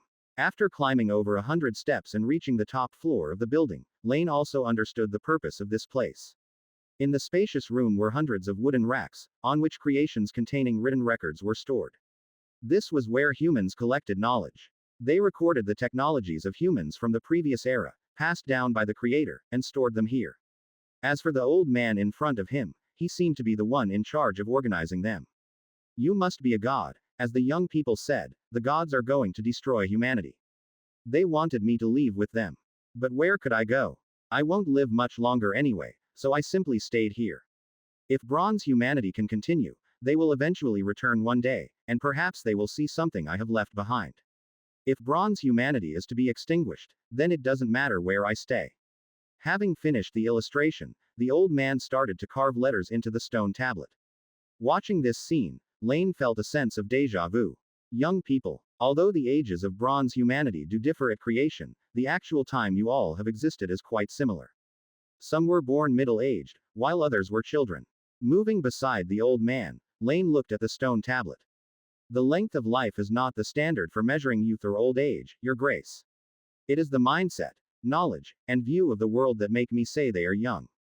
After coughing twice, seemingly interested in having a conversation with a god at the end of his life, the old man's enthusiasm for the conversation seemed very strong. You're right. Nodding, Laine felt the old man made sense. Like himself, despite living for tens of thousands of years, he seemed younger than the old man before him. Chapter 273. Chapter 66 Historians underscore 2. Because his mindset was such, he harbored a desire to explore all things, had his own goals and yearnings, and would occasionally act on a whim. These qualities far more than the mere length of existence determined whether one was young. Wait, you wrote that wrong, Laine pointed out a mistake after listening to the old man's rationale. Wrote it wrong. His right hand paused, and the old man amiably accepted the critique. Then may I know what the issue is? It wasn't that the goddess of law approved of Mephisto's speech and then elevated him to a holy spirit. The punishment of humanity by the gods did not begin from there. From the very day Prometheus created humans, their destruction was already destined, Laine explained. At nobleman at. The old man's slate seemed to link the collapse of the Temple of Law, Mephisto's ascent in flames, and the subsequent events together. But Laine knew that the connections between these events were not so strong. The bronze humanity was destined for destruction, as it was the will of the Olympian gods. Why? Because it was the forethinker who created man, Laine smiled in response, and not the divine king. In the high tower filled with parchment scrolls and stone carvings, silence ensued for a moment. After a brief pause, the old man considered Laine's words, which had indeed crossed his mind before, as the oracles had suggested. It seemed that the Olympian gods deliberately made humans believe that their calamities were linked to the two deities who created them. Perhaps the younger generation couldn't see it, but he could read the hidden meanings behind it. However, the two godly figures had left too deep an imprint on humanity. Even when faced with divine oracles, people subconsciously blamed Pandora, who played an unknown role. This seeming respect for the Creator instead became their path to doom. It seems that the bronze humanity really has no chance of enduring. Only a new breed of humans, one that does not hold an inherent reverence for the two creators, would survive. The old man sighed, looked at the half-finished slate before him, and then pushed it aside. He had wanted to leave something for posterity, even if that posterity belonged to a new era of humans. He had hoped that, just as the bronze humanity had learned the skills of the golden humanity, future generations would also gain something from the remnants of the Bronze Age. But if these records were flawed, then there was no point in continuing to document them. If that's the case, you are not a deity from Olympus. Finally looking up, the old man turned to his side. Black hair draped over his shoulders, with an exquisite, lush ring on his finger. Dark robes embroidered with dark gold thread that seemed not fixed but constantly shifting, leaping. This deity appeared young, but the elder knew better than to judge a god's age by their appearance. May I know the purpose of your visit today? His voice calm, the old man felt some regret but was neither disheartened nor servile. Being spoken to as an equal by a god probably meant that the deity needed something from him. With this in mind, he felt no need to be lesser. As someone who documented this knowledge, he had read the speech of the one consumed by fire as recounted by others. Some points he agreed with, others he thought incorrect, but there was one in particular that the old man deemed quite sensible. If one desires nothing, then there is equality of the spirits. Gods can threaten the living with death, but not someone who is about to die. A command. There is none. Shaking his head and under the old man's somewhat surprised gaze, Laine inquired. Speaking of which, I still don't know what you're called. My name is Humar. It's said that during the Golden Age, those tasked with recording history were called Hua, so I gave myself a similar name. Rumor has it that in that age, he did the same, inscribing the past of gods and men on stone tablets. Unfortunately, I never had the chance to witness it. The old man seemed somewhat wistful. Hua. I remember him. With a look of recognition, Laine recalled the name. Among the golden humanity, he was the outstanding one, perhaps because he spent more time with their king. He could have become an immortal heroic spirit, but later he gave that up voluntarily and asked to enter the well of reincarnation to become a new life. Reincarnation. The old man was not surprised that the deity before him had met the chronicler, for the golden humanity was rumored to be closely connected with the gods. Rather, he was more interested in this unique concept of reincarnation. Yes, the souls of this world return to the spirit realm, and what determines their next life is samsara. Although he was responsible for recording history, he preferred to explore the unknown. I granted his request and gave him an additional reward, in return for his diligent work in the starry sky for 1,000 years. I blurred his perception of time, allowing him to stay by the well of reincarnation for a while, waiting for the next human era to arrive, when he would start anew in the form of a human. So, many eons ago, had you foreseen our birth and demise? Unaware that the time of samsara's birth was actually very short, Humar believed that the others had anticipated the arrival of the next human era even before the birth of bronze humanity. With a self-deprecating smile, the old man suddenly asked, "Forgive my boldness, Your Highness, but if fate truly cannot be changed, does that apply to gods as well? In the past, that was the case. Deities were but puppets to the world itself. Now, it's different, but there are still some things unchangeable." Laine smiled. The impact on the destiny of chaos increased by the day, larger and more numerous. Even his understanding of future myths might no longer hold true. For instance, Athena and the fire god, they had yet to come to this world. Enough idle chatter. I promised Prometheus that I'd come here on the day humanity was destroyed, so here I am. Meeting you was just a coincidence. Then, follow me, Laine said cheerfully, while I'm still in the mortal realm. You can tell me about your past, your perceptions, and the gods as you see them. In return, I promise to grant you rebirth and keep you safe in this catastrophe. Will humanity then continue? The old man asked. Probably not. Shaking his head slightly, Laine had agreed to help some people survive the calamity, but that was as far as it went. Even if all survived, without women, they would be unable to continue civilization, let alone that Laine didn't think he'd meet many mortals worthy of saving. Then there's no need for that. I don't require a new life. The old man stood up and struggled to lift a stone stele from the side. If you permit, let me record today's events as a historian of bronze humanity. I will inscribe your deeds on a tablet, just as Hua did during the ancient golden age of humanity. This is my gift to you, and I hope it will represent bronze humanity and endure eternally alongside you. Taken aback, Laine seriously regarded the ordinary old man for the first time upon hearing his request. In his eyes, Laine saw no fear of death. If that is what you want, then I permit it.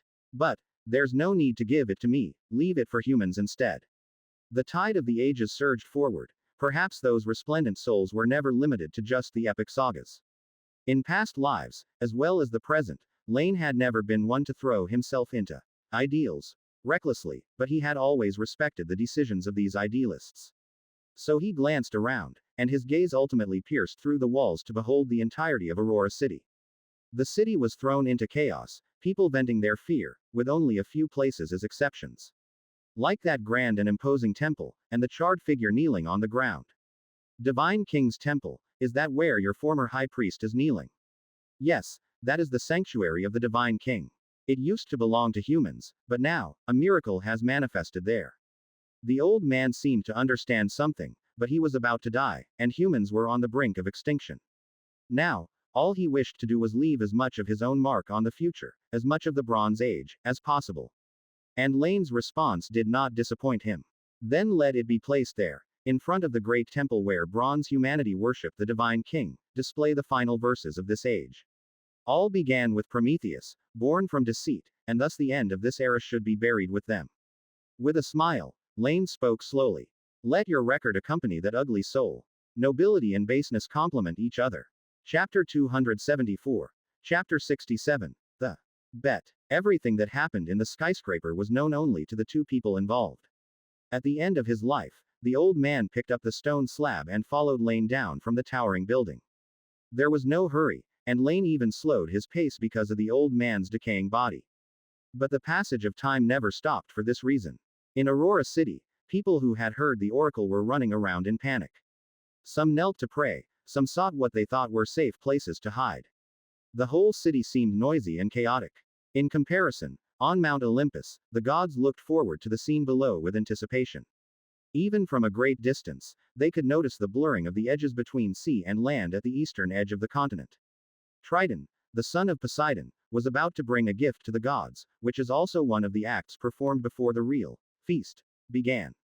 This banquet held in honor of the goddess of beauty was not just to celebrate her new sub-gods, it also had a deeper meaning. For after today, the Olympian gods would discuss the affairs of the next human century and divide their interests. Poseidon was the first to suggest this. He no longer wanted to go on as before, and other gods responded in kind. Faced with such a request, Zeus also agreed.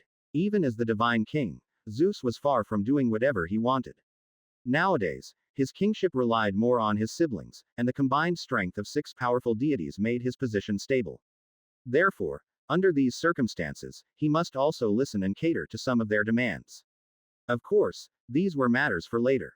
Now, With the divine artifact crafted from godhood as the medium and with the cooperation of the principal god's power, everything around the trident was presented before all the gods.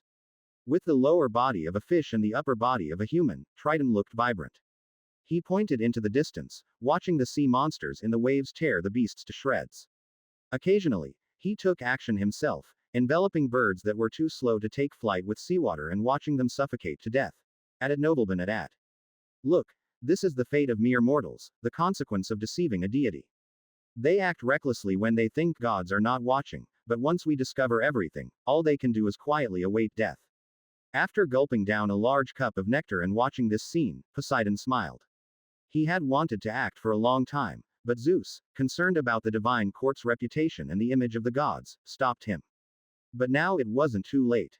The noble sea emperor allowed those mortals to live a few more years, only to let his son bring down destruction with the divine artifact today. Mortals should really be grateful for his mercy. Is this amusing to you? On the side, watching the surging sea water engulf the land, beasts struggling in the water, and birds fleeing in panic, Hestia furrowed her brow. Perhaps your son could kill these creatures in a more direct way. She was not a person overflowing with sympathy, hence the goddess of hearthfire could understand Zeus's decision. The destruction of humanity was inevitable, but in her view, obliterating humans, and enjoying it, were two different things. The process is more interesting than the result, my sister. Just like that guy imprisoned in his temple by Zeus, is he not to suffer eternal pain? Poseidon was indifferent to this, and most gods did not care much. If this were done to a god, many among them would feel distressed, which is why Zeus was very cautious about punishing Prometheus. However, if the targets were mere mortals, then there was nothing to say. I'm not interested in this. Since you all want to watch, I'll not dampen your spirits. Standing up, the goddess signaled to the divine king. Very well, my sister, I have always respected your decisions. With a look of regret, Zeus raised his cup. However, about the matters we will discuss later, do you have any thoughts? I don't need anything specific, Zeus. I do not need a particular city, a tribe of humans to worship me as a principal god, forcing them to chant my name daily. As long as every human kindles hearthfire at home, that is already respect for me. Gently shaking her head, the goddess regarded these matters with indifference. She was not like her brothers, always ambitious to go further. In fact, it was still an open question whether faith truly helped a deity reach greatness. Even Zeus was not entirely sure of this. But in his opinion, since faith could break the iron law that divine power is limited by godhood, it might fill the chasm leading to a greater realm. But, if any new humans voluntarily worship me and agree with my path, you all cannot obstruct this, that is the only thing I want to say. While Hestia did not care much about the quantity of faith, she was still very interested in intelligent humans. If someone truly acknowledged her thoughts and voluntarily became her follower, then the goddess would gladly accept them. Of course, my sister, this is your right. In response to Hestia's request, the divine king immediately gave his assent, and the rest of the gods were unlikely to object, so the matter was settled. After Hestia left, the scene quieted down a bit before quickly becoming lively again. Only Aphrodite was a little unhappy. She felt that for the sake of some mortals, Hestia was being disrespectful. Chapter 275. Chapter 67. The bed _2. Backquote. However, she did not show her feelings, only taking note of the matter secretly. As time slowly passed, the scene displayed by the divine artifact and the divine king's power in the center of the great hall kept changing.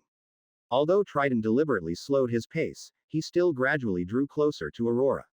Watching this unfold, Poseidon seemed to be unable to restrain himself from saying something. He looked around, then suddenly produced a shining orb from his person. Ladies and gentlemen, merely watching my child perform might be somewhat dull. I have an additional idea that could make this process a bit more interesting. Would any of you care to join in? Oh, how come I wasn't aware that even you could come up with new ideas? Upon hearing this, the heavenly empress casually remarked from the principal seat. Demeter smiled at the comment. Just like Zeus, Poseidon had once shown her attention, but his dullness had failed to spark her interest. Zeus might not be a good husband, but he indeed knew how to sweet talk. HMPH, nothing but prejudice. With a snort, Poseidon did not take Hera's teasing to heart. He placed the orb on the table and then voiced his idea. The extinction of humans is inevitable, but the process is unknown, so why don't we place a wager on it? Let's bet on how they will react to their demise. Will they beg on their knees, wait for death in despair, attempt to deceive the gods with ridiculous words once more, or attack the gods ignorantly? We'll make random guesses about how many will react in a certain way, and that will be the content of the bet. When his words settled, many deities present showed interest. Compared to a one-sided slaughter, this seemed more exciting and anticipatory. What about the stake? Surely not this worthless thing. A deity pointed at the crystal-clear orb in front of Poseidon. The orb was a concentration of ocean essence, which only a true god with dominion over the seas could extract from seawater. The former scepter of the god of the ocean was forged with this as a material. However, for other gods besides the sea god, it indeed wasn't of much use. Ha ha ha, this is all I have. If you want something different, that would depend on whether my dear brother is willing to part with it. With a laugh, Poseidon looked at Zeus. However, the divine king might already consider humans his possession, so he might not be willing to put them on the table. Am I right, my dear brother? Unmoved in expression, Zeus felt inward anger at Poseidon's mockery, but he knew why he said it. After all, throughout the Bronze Age, he had garnered the most faith from humans in the name of the divine king, while, due to being forbidden from setting foot in the sea, worship of the sea emperor by humans was mostly superficial. Thinking this, Zeus couldn't help but find it amusing. It wouldn't take long for his foolish brother to understand that the lack of faith had nothing to do with being the divine king, it was simply because he wasn't up to the task. Therefore, the divine king sketched a map in midair with divine power, which prominently displayed the vast land between Olympus and the East Sea.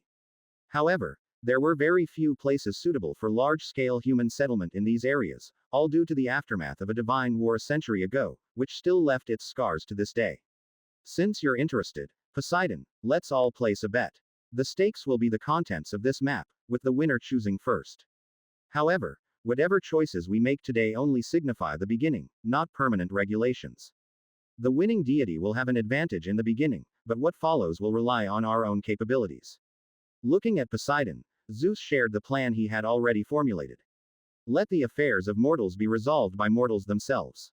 No deity shall wantonly kill the followers of another deity. Violators will be considered enemies of the divine court. What do you all think? In that moment, as the guardian of oaths, the power inherent in such a role spread out. Although it was far from the assurance of an actual Styx River oath, it still held a certain binding effect on the gods. In Zeus's original plan, he had intended to abandon the current, equitable distribution of faith, even though he got the largest share under this equitable scheme. He had discussed this only with Hera and a few subordinates before today. Now that Poseidon had taken the initiative, Zeus was happy to go with the flow. If, in the next human era, the gods were to take arms against mortals en masse, the backlash of such oaths, combined with the tremors of the present law, would together be enough to deal a hefty blow to any deity. The assembly of gods felt the power of this oath, and they were momentarily silent. However, Poseidon didn't concern himself with that. So, you too, my brother. If, in the future, your followers in the mortal realm are killed by mine, or if lands belonging to your followers are occupied by mine, will you keep the oath made today? Of course. A flicker of cold light in his eyes, Zeus nodded in promise, added nobleman at. Unless mortals offend me, I shall not act against the followers of other deities. That is my vow. But if it is an oath that even the divine king must obey, then no one shall break it. Good. Then it's settled. Raising his cup, Poseidon drank it all down in one go. He had always felt that he was no worse than Zeus. It was merely because the mother goddess chose to rescue Zeus first, leading to his initial misstep, and thus, his subsequent failure. Chapter 276. Chapter 67. The bet _3. I bet not a single human dares to draw their sword against the gods, do you? By voicing his opinion first, the Sea Emperor didn't think they would choose to resist with force in the face of the deity's manipulation of natural forces. That way, at least he wouldn't lose.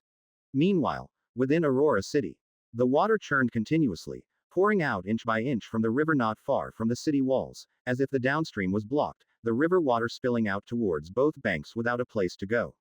At the end of the land, a blue line gradually revealed its traces, followed by a slight, deafening roar of beasts. Your Excellency. Next to the sacred fire, High Priest Momen had, at some point, taken off his ceremonial robe adorned with lightning patterns.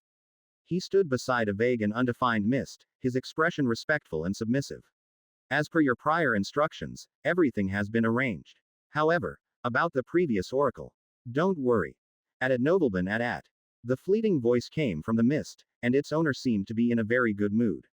Over these years, I have also mostly figured out the rules of the mortal realm.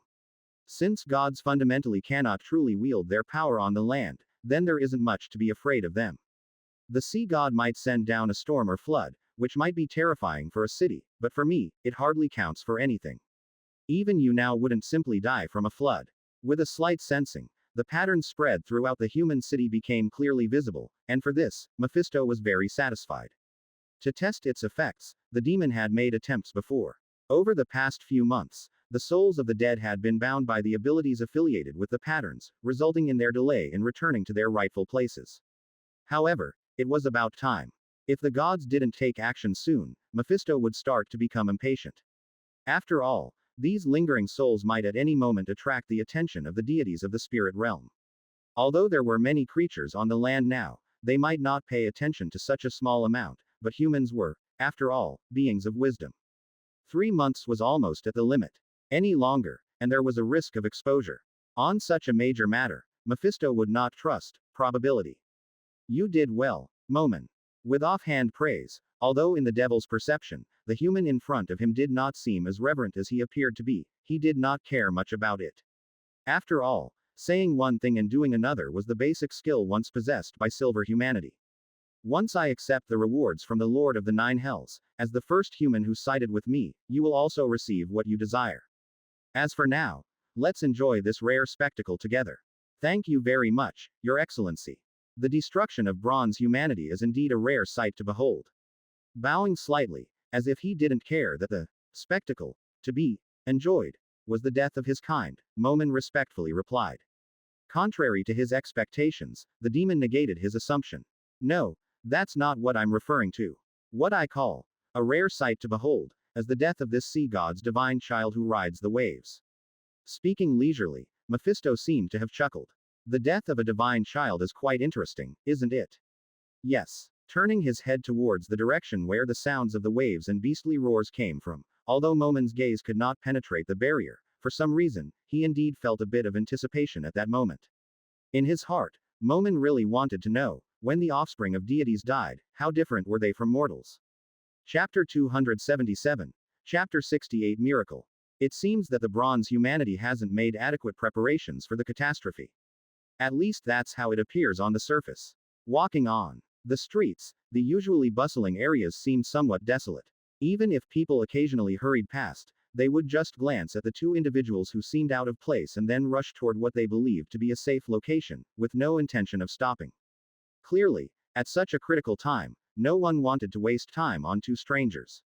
Cough cough. Lies told frequently enough can inevitably be accepted as truths. Before, everyone believed that priests could truly communicate with the gods, so naturally, they didn't prepare in advance. With a cough, the old man was not surprised by this. He wasn't a priest, but within humanity, he had some status, which meant that after much contact, those tricks to fool the general populace were useless to him. However, being prepared or not doesn't make much of a difference, if ignorance allows them to spend their last dozen or so years in peace rather than panic. Cough cough, that might not be such a bad thing. Glancing at the symbols full of familiar power hidden beneath the road, Laine didn't respond. Their brief conversation ended, and the two men continued walking along the main road toward the gates of the eastern region, where the sound of water could be faintly heard. Dark clouds gathered in the sky, obscuring all light, a sign of an impending downpour. However, as they walked past a temple, a shout suddenly came from within. Hey, you two over there, yes, you. Come over here. A bit surprised, but after hearing the call, Laine hesitated for a moment before leading Humar over. In this journey through the mortal realm, he left all choices to the humans. Their fates were completely up to their own decisions. At nobleman at. Hey, are you two also looking for a place to take refuge? The one who spoke was a young man, accompanied by a few others who didn't seem familiar with each other. They were all standing behind the temple threshold, watching the situation outside. Sort of. What about it? You want me to take you along? Laine asked with a smile, looking at the young man who had spoken. What are you thinking? Isn't this place the safest right now? Another person, slightly older and wearing a brown robe, loudly stated beside the young man. Nevertheless, Laine could hear the unintentional fear building within, betrayed by the voice. He's right. The sea god has sent divine punishment, and it's ultimately aimed at humans. He wouldn't strike the temple of other deities, would he? The young man also nodded, glancing at the old man beside Laine. Such an aged human was rare in Aurora. Come inside quickly. If it weren't for the old man you're with, I wouldn't bother with you. Finally understanding the other party's intention, Laine smiled wryly but also felt somewhat touched. Although their idea was wrong, their hearts were in the right place. Facing their gaze, Laine directly countered. But haven't the gods already abandoned humans? Can a temple not recognized by its god still be considered the domain of that god? What nonsense are you talking about? The few individuals in front of him changed their expressions, clearly upset by Laine's words that pierced their underlying hopes. Obviously, they too knew that today's temples were not the same as before. In the past, the statues in those temples seemed alive, occasionally giving people the feeling of being watched by a formidable presence. But ever since the Creator left, those statues had become dead. Although priests always proclaimed that deities were still watching over them, simply in a more secretive manner, now that divine punishment had come, they had not come up with a solution, undermining their previous claims. Would such temples truly be cared about by other deities? Staying here probably won't save your life, but I do know that a deity, upon the Creator's request, is willing to provide sanctuary for humans when divine punishment descends. Inside the temple, Laine spoke again, turning to the few now pale-faced listeners. Really? Isn't the divine king the sovereign over all gods? Surprised, yet the young man who had first called out still expressed his skepticism. Of course it's true. You know as well that neither the stars above nor the ground beneath are governed by the divine king. Think again about the Creator's epithet, the forethinker. It's only natural for him to foresee the coming calamity of humans and make preparations, isn't it? Laine asserted, meeting the young man's gaze.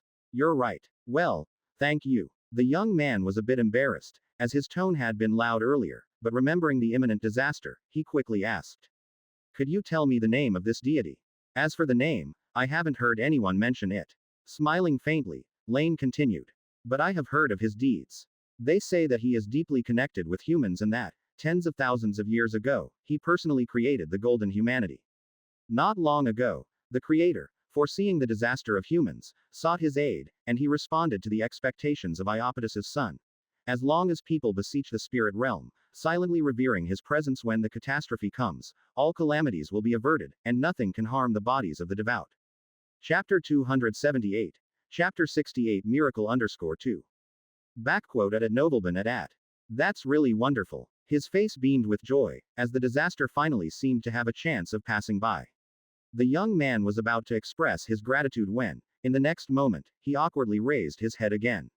He had suddenly remembered that Mount Olympus was to the west of Aurora, the sea to the east, and both the earth and the stars were visibly clear, but he truly did not know where the spirit realm was. The spirit realm, is it the legendary resting place of souls? Where is it? I mean, in which direction should I worship this benevolent deity? With a wave of his hand, Laine wasn't surprised by this. In this era, only a few people born with a higher sense of spirituality could accidentally see the surface of the spirit realm, so he explained patiently. Anywhere. In fact, the spirit realm is omnipresent. However, he is the origin of all spirituality in the world, so, as humans, as intelligent life forms, the closest place to the spirit realm is in your heart. Soon after, Laine and the ever-silent Humar declined the retention of the others and turned to leave the temple. He claimed that the reason he was still walking the streets was to share such good news with everyone. As a result, the young man could only say goodbye regretfully to the two men and stated he would also spread the word. After the two had left, several people who were hiding in the temple exchanged glances. They were actually passers-by pulled in by the young man. Now, a middle-aged man, slightly older, looked toward the doorway, where the silhouettes of Laine and his companion were no longer visible. Nuo, do you really believe what that man just said? What are you talking about? Why wouldn't I believe him? What reason does he have to deceive me? In response to the question, the young man named Nuo was somewhat puzzled. You are from the second generation of bronze humanity, so you may not recognize. In fact, I've seen that old man before. There was no respect in his voice as the middle-aged man slowly said. He is one of the oldest among the first generation of humans, but he doesn't possess any particularly outstanding talents, the Creator gave us excellent bodies but failed to grant us equally excellent wisdom, which is why he ended up being assigned to guard the archive. It's said that deities record knowledge in books, but we don't have that much knowledge to document yet. That's perfect. The more knowledge he knows, the more it proves that what his companion said is likely true, Nuo interjected after hearing the middle-aged man's words, still not quite understanding the other's point. What I mean is, if the Creator really did leave something behind before departing, why didn't he entrust it to his most trusted priest, instead of leaving it with an incapable old fellow? And indeed, it might be the one you just spoke with, though there's no difference, they both have little presence in Aurora. I have at least seen Humar, but never that one in black. Maybe not necessarily. Perhaps the Creator realized at the last moment that those he originally trusted weren't trustworthy after all. Somebody interjected upon hearing this. There was some sense in what he said, after all. By this point, even without evidence, bronze humanity had started to harbor some doubts about the priests. Reality wasn't as wonderful as they claimed, so there had to be lies. Perhaps, so you too intend to leave and preach the so-called redemption of the nameless God. Without argument, the middle-aged man simply looked at the one who had spoken, replying indifferently. As expected, the other did not respond. After all, he was still on the fence, not yet prepared to act on this belief. As for what the other person had said, it might be good to believe a little. When disaster struck, if the temple couldn't protect him, then he would kneel and pray for the protection of that god. After all, it didn't require giving up anything. As for leaving now, that was out of the question. Fine, then you all stay here, I will do as I promised.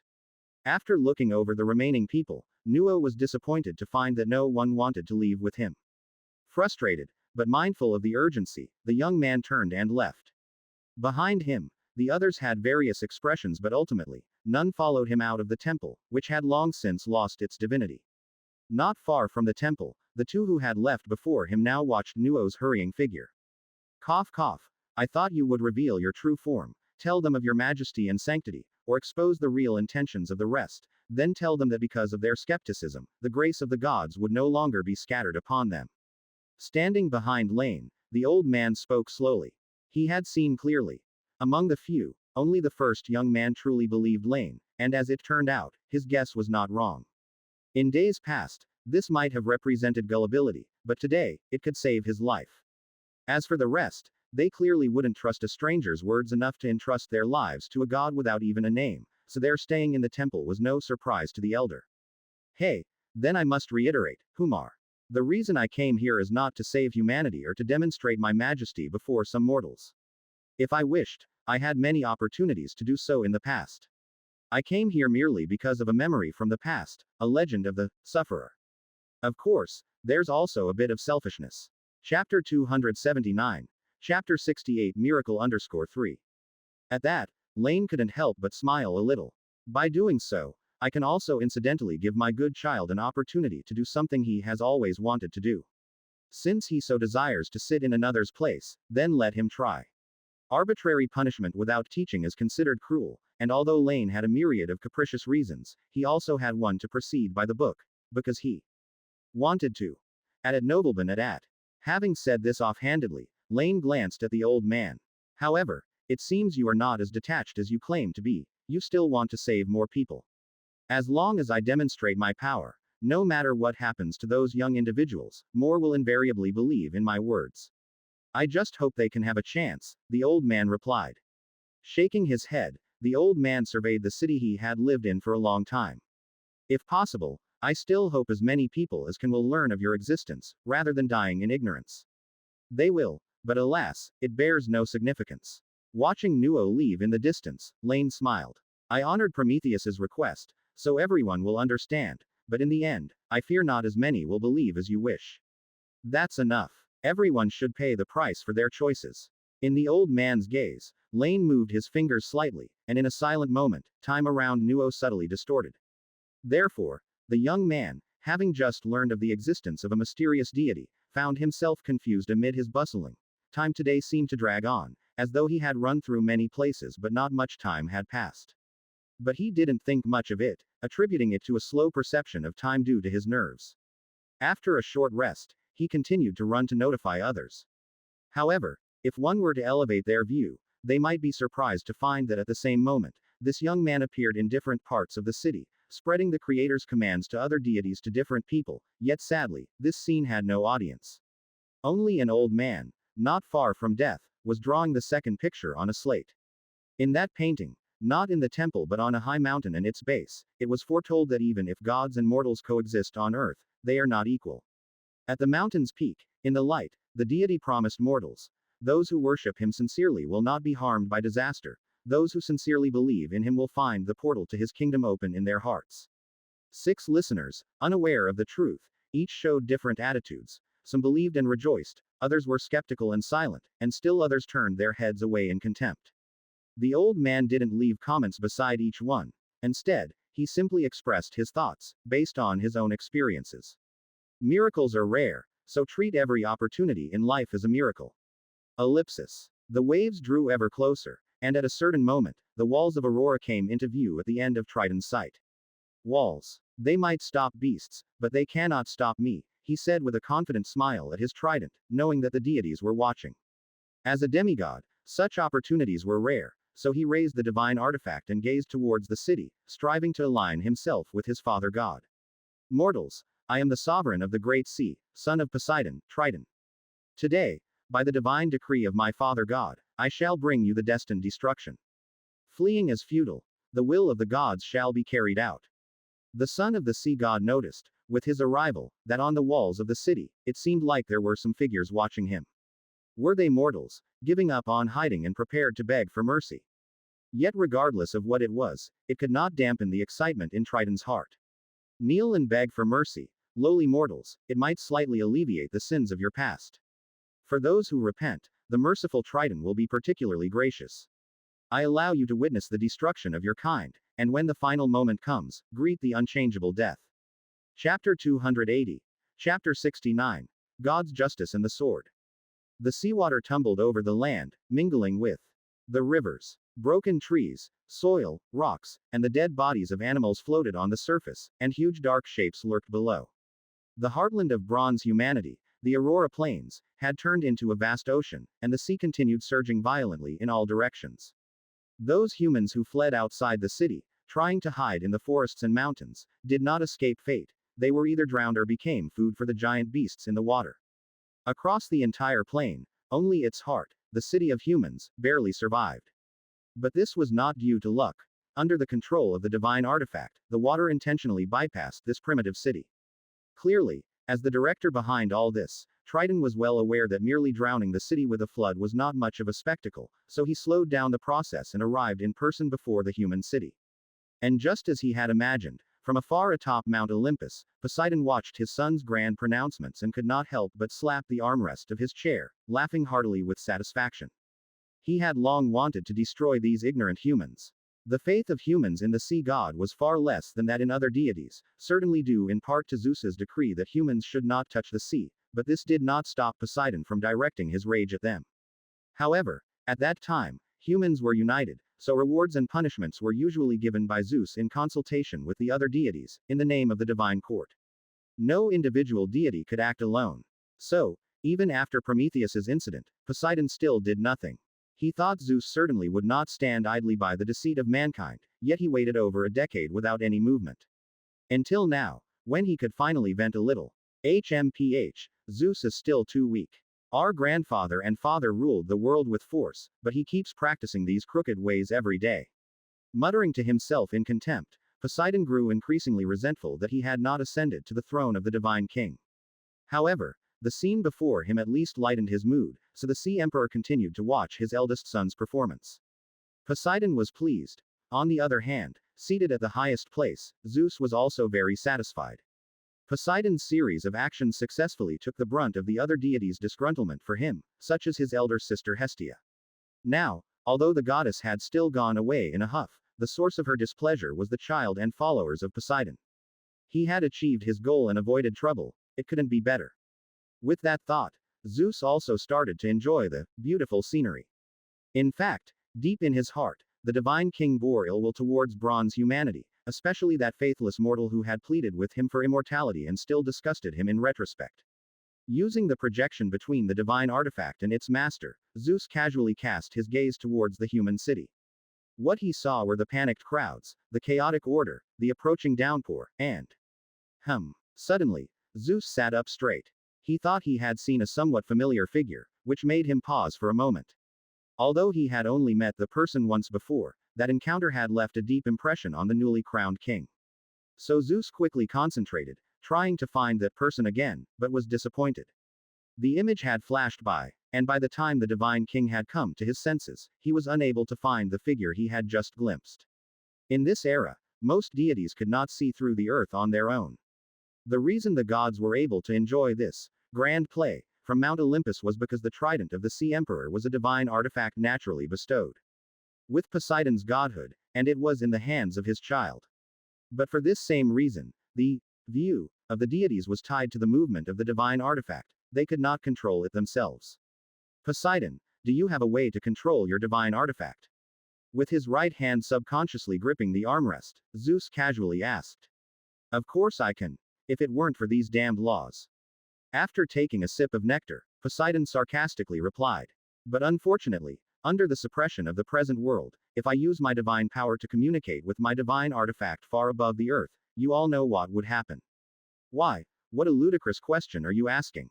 Surprised by Zeus's question, Poseidon wondered what the latter was up to. Whether or not he could do it, others may not know, but would he not himself know? His thunderbolt arrow and the trident of the sea emperor were similar products. In this respect, there should be no difference between them. Not just Poseidon. Upon hearing this, other deities also looked at Zeus, pondering what the divine king was planning.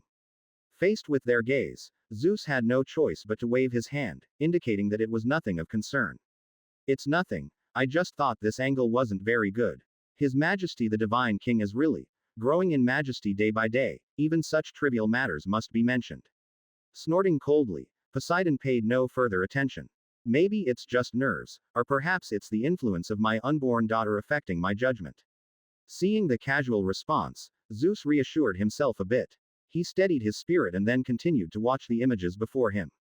But before long, a voice of surprise came from his side. What happened? Turning his head, Zeus looked towards the goddess clad in a green gown, whose figure was both voluptuous and elegant. At nobleman at. Chapter 281. Chapter 69. God's Justice and the Sword _2. Backquote. That was Uranum, as one of the original protagonists of today's banquet, the mother goddess of the Graces. Zeus had granted her the honor to sit in the seat second only to Hera. However, at the moment, this Oceanid was looking at the water screen with an astonished expression. Sorry. I'm truly surprised. I never expected to see a person from the Golden Age on the walls of bronze humanity's city. Then again, it might just be a similarity in appearance. Her complexion was one of disbelief, but Uranum soon found an explanation. As Métis' sister, Uranum had witnessed the birth of the first generation of humans at Delphi alongside her. She might not remember others, but the very first human was an exception. I must be mistaken. Perhaps Prometheus intentionally made them resemble that way. I remember their family was quite close to golden humanity back in the day. That person looks a bit like the first golden human created by the gods, though he should be dead by now. Golden human. Ity. At nobleman at. Murmuring the name, Zeus felt something was amiss but couldn't figure out what exactly. He was about to remind Poseidon to tell his son not to cause too much trouble, to just flood the mortal realm with a deluge and avoid this special human, but in the end, Zeus held back his words. After all, as Poseidon had just mentioned, such an act would come at a great cost, and all this couldn't be justified only because the divine king felt uneasy. Fortunately, it was his son, not himself, who was responsible for the deed. Thus, Zeus relaxed and continued to watch the images before him. Outside Aurora City, everything continued. I permit you to witness the destruction of your kind, and when the final moment comes, embrace the inevitable death. Raising the divine artifact, Triton made a judgment.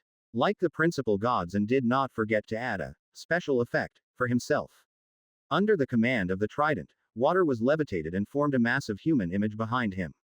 From a distance, it seemed as if the deity of the sea titans had revealed his true form in the mortal realm, ominously overlooking the city on the plain. Triton was quite pleased with this. The sight was indeed imposing. However, as the seconds and minutes passed, he did not see the humans on the distant walls kneeling to beg for mercy. Were they petrified with terror? Frowning, Triton stamped his foot, and was swiftly carried toward Aurora City on the backs of 8 sea serpents. As he drew nearer, the giant form of seawater followed, and soon, Triton's gaze was no longer obstructed by the city walls, and he could see the scene within the city. It was much more normal this time. He saw some people running around in confusion, others kneeling to beg, and still others hiding in some temples, but Triton didn't sense any divine power within those temples, so he didn't spare them a second glance. However, compared to the rest, the mortals still on the city walls remained conspicuously unchanged. Narrowing his eyes, Triton observed more carefully to prevent any unexpected occurrences. Indeed, they were a group of mortals, seemingly stronger than the others but only by so much. As for the leader of the group, he appeared to be infused with a familiar divine aura of the sun, but that proved nothing.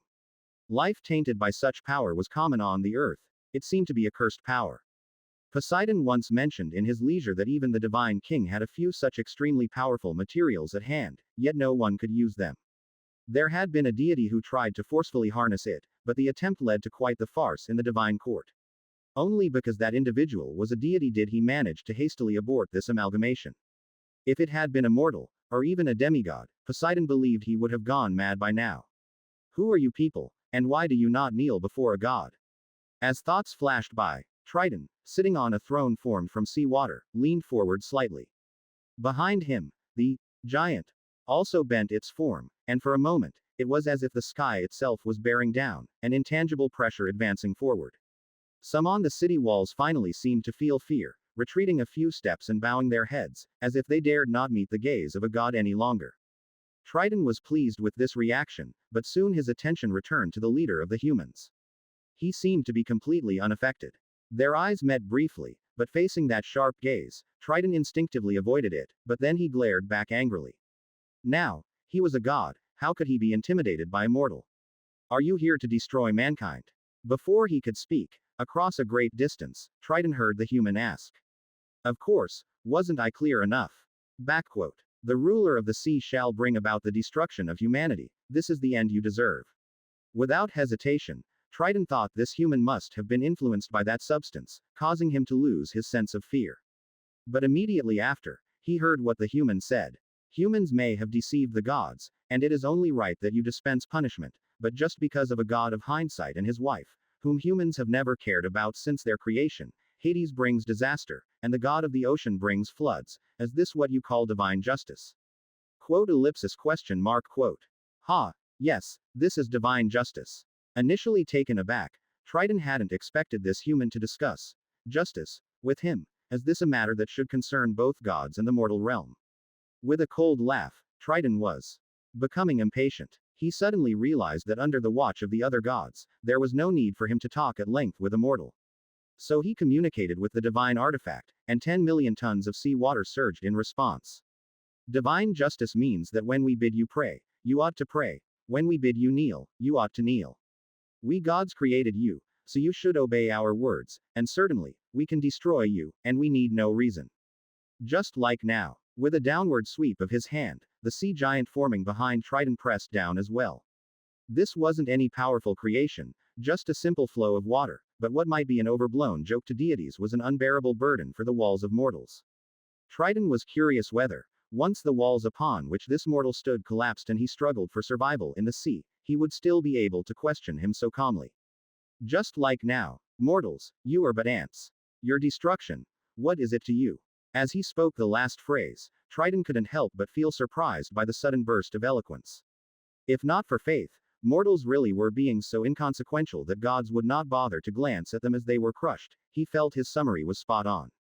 Then the next moment, with a loud bang, the giant of sea water exploded. A bronze spear wrapped in golden light flashed by, and Triton dodged instinctively, but he still couldn't avoid it. Ah! First startled, then came the intense pain in his shoulder. Amidst his cry of pain, almost as an instinctual reaction, Triton held his trident in front of him. Clang! Crack! The sound of metal colliding and breaking rang out as Triton, clutching his shoulder, watched in horror as a bronze sword broke in two and fell. When a mortal object collided with a divine artifact, it naturally broke into two pieces, but the numbness in Triton's right hand told him that had he not been vigilant, that sword may well have pierced his chest. In that moment, as fear of a narrow escape from death welled up within him, he gripped his trident as though it were the assurance of his life. The divine artifact seemed to sense the danger its master faced and enveloped him in a blue halo. Through the halo, Triton realized what had just happened. The spear and short sword previously in the human's hands were now gone, and currently, he was taking another sword from someone beside him. Who are you? Which deity's descendant are you? Do you realize what you're doing? Speaking deliberately, Triton thought he was being very restrained, but the response that followed finally made him lose his reason. Because the human simply raised his sword, with a fierce golden flame surging around him. Son of the Sea Emperor, Triton, who had been so proud before, was now engaging in conversation after feeling pain. Why? Golden humanity never fears death. Let's see if gods fear death. Thus, in the next moment, under the incredulous gaze of the humans in the city, and in the presence of sky, earth, sea, and not just one interested deity, Cohen swung his sword again. The swordplay was unremarkable, but the essence contained within shone even brighter than before. Chapter 282. Chapter 70. The Road and Raw Siding. There were no complex variations, no dazzling light and shadow, just a very straightforward sword thrust. Yet everyone who saw it could feel that something about its wielder seemed to have changed from before. The transformation was not drastic, more like a beginning, but oftentimes, the difference between having and not having was like night and day. Swoosh. A huge crater was stamped into the city wall as Cohen leapt up, aided by solar force. At this moment, he felt his spirit and will more unified than ever. Before, even the incessant mental disturbances from the divine fragment seemed like a gentle breeze on his face. Scenes beneath the collapsing mount of the gods flickered in his heart. Now, Cohen had only one thought in his mind. To defeat this sea god was also to shatter his own past mistakes. Rip. In nearly an instant, Cohen's figure crossed 1,000 meters to face Triton. With a sound like ripping silk, the blue light shield was split in two, only slightly slowing down the human king's advance. If this were out at sea, where the law's suppression wasn't as strong, Cohen would never be able to cut through a barrier infused with divine power with a common bronze sword, but reality offered no hypotheticals. At this moment, it was merely a shield of water, bolstered by authority and saturated with elemental power. With that strike, there was no longer any obstacle between Triton and Cohen. The enemy was right before his eyes, and the human king's spirit tensed even more. He had realized that the so-called son of the Sea Emperor did not seem particularly powerful himself, but the beautifully crafted trident in his hands was by no means ordinary.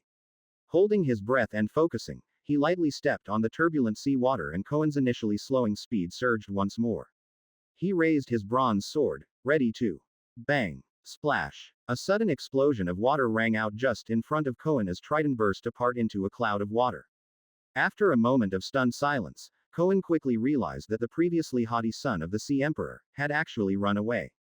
Huff. Damned human, did you really think the noble son of the Sea Emperor would engage in melee combat with you? That is something only the lowly would do. Go, kill him for me. Behind the vast ocean, the water converged once again into Triton's figure.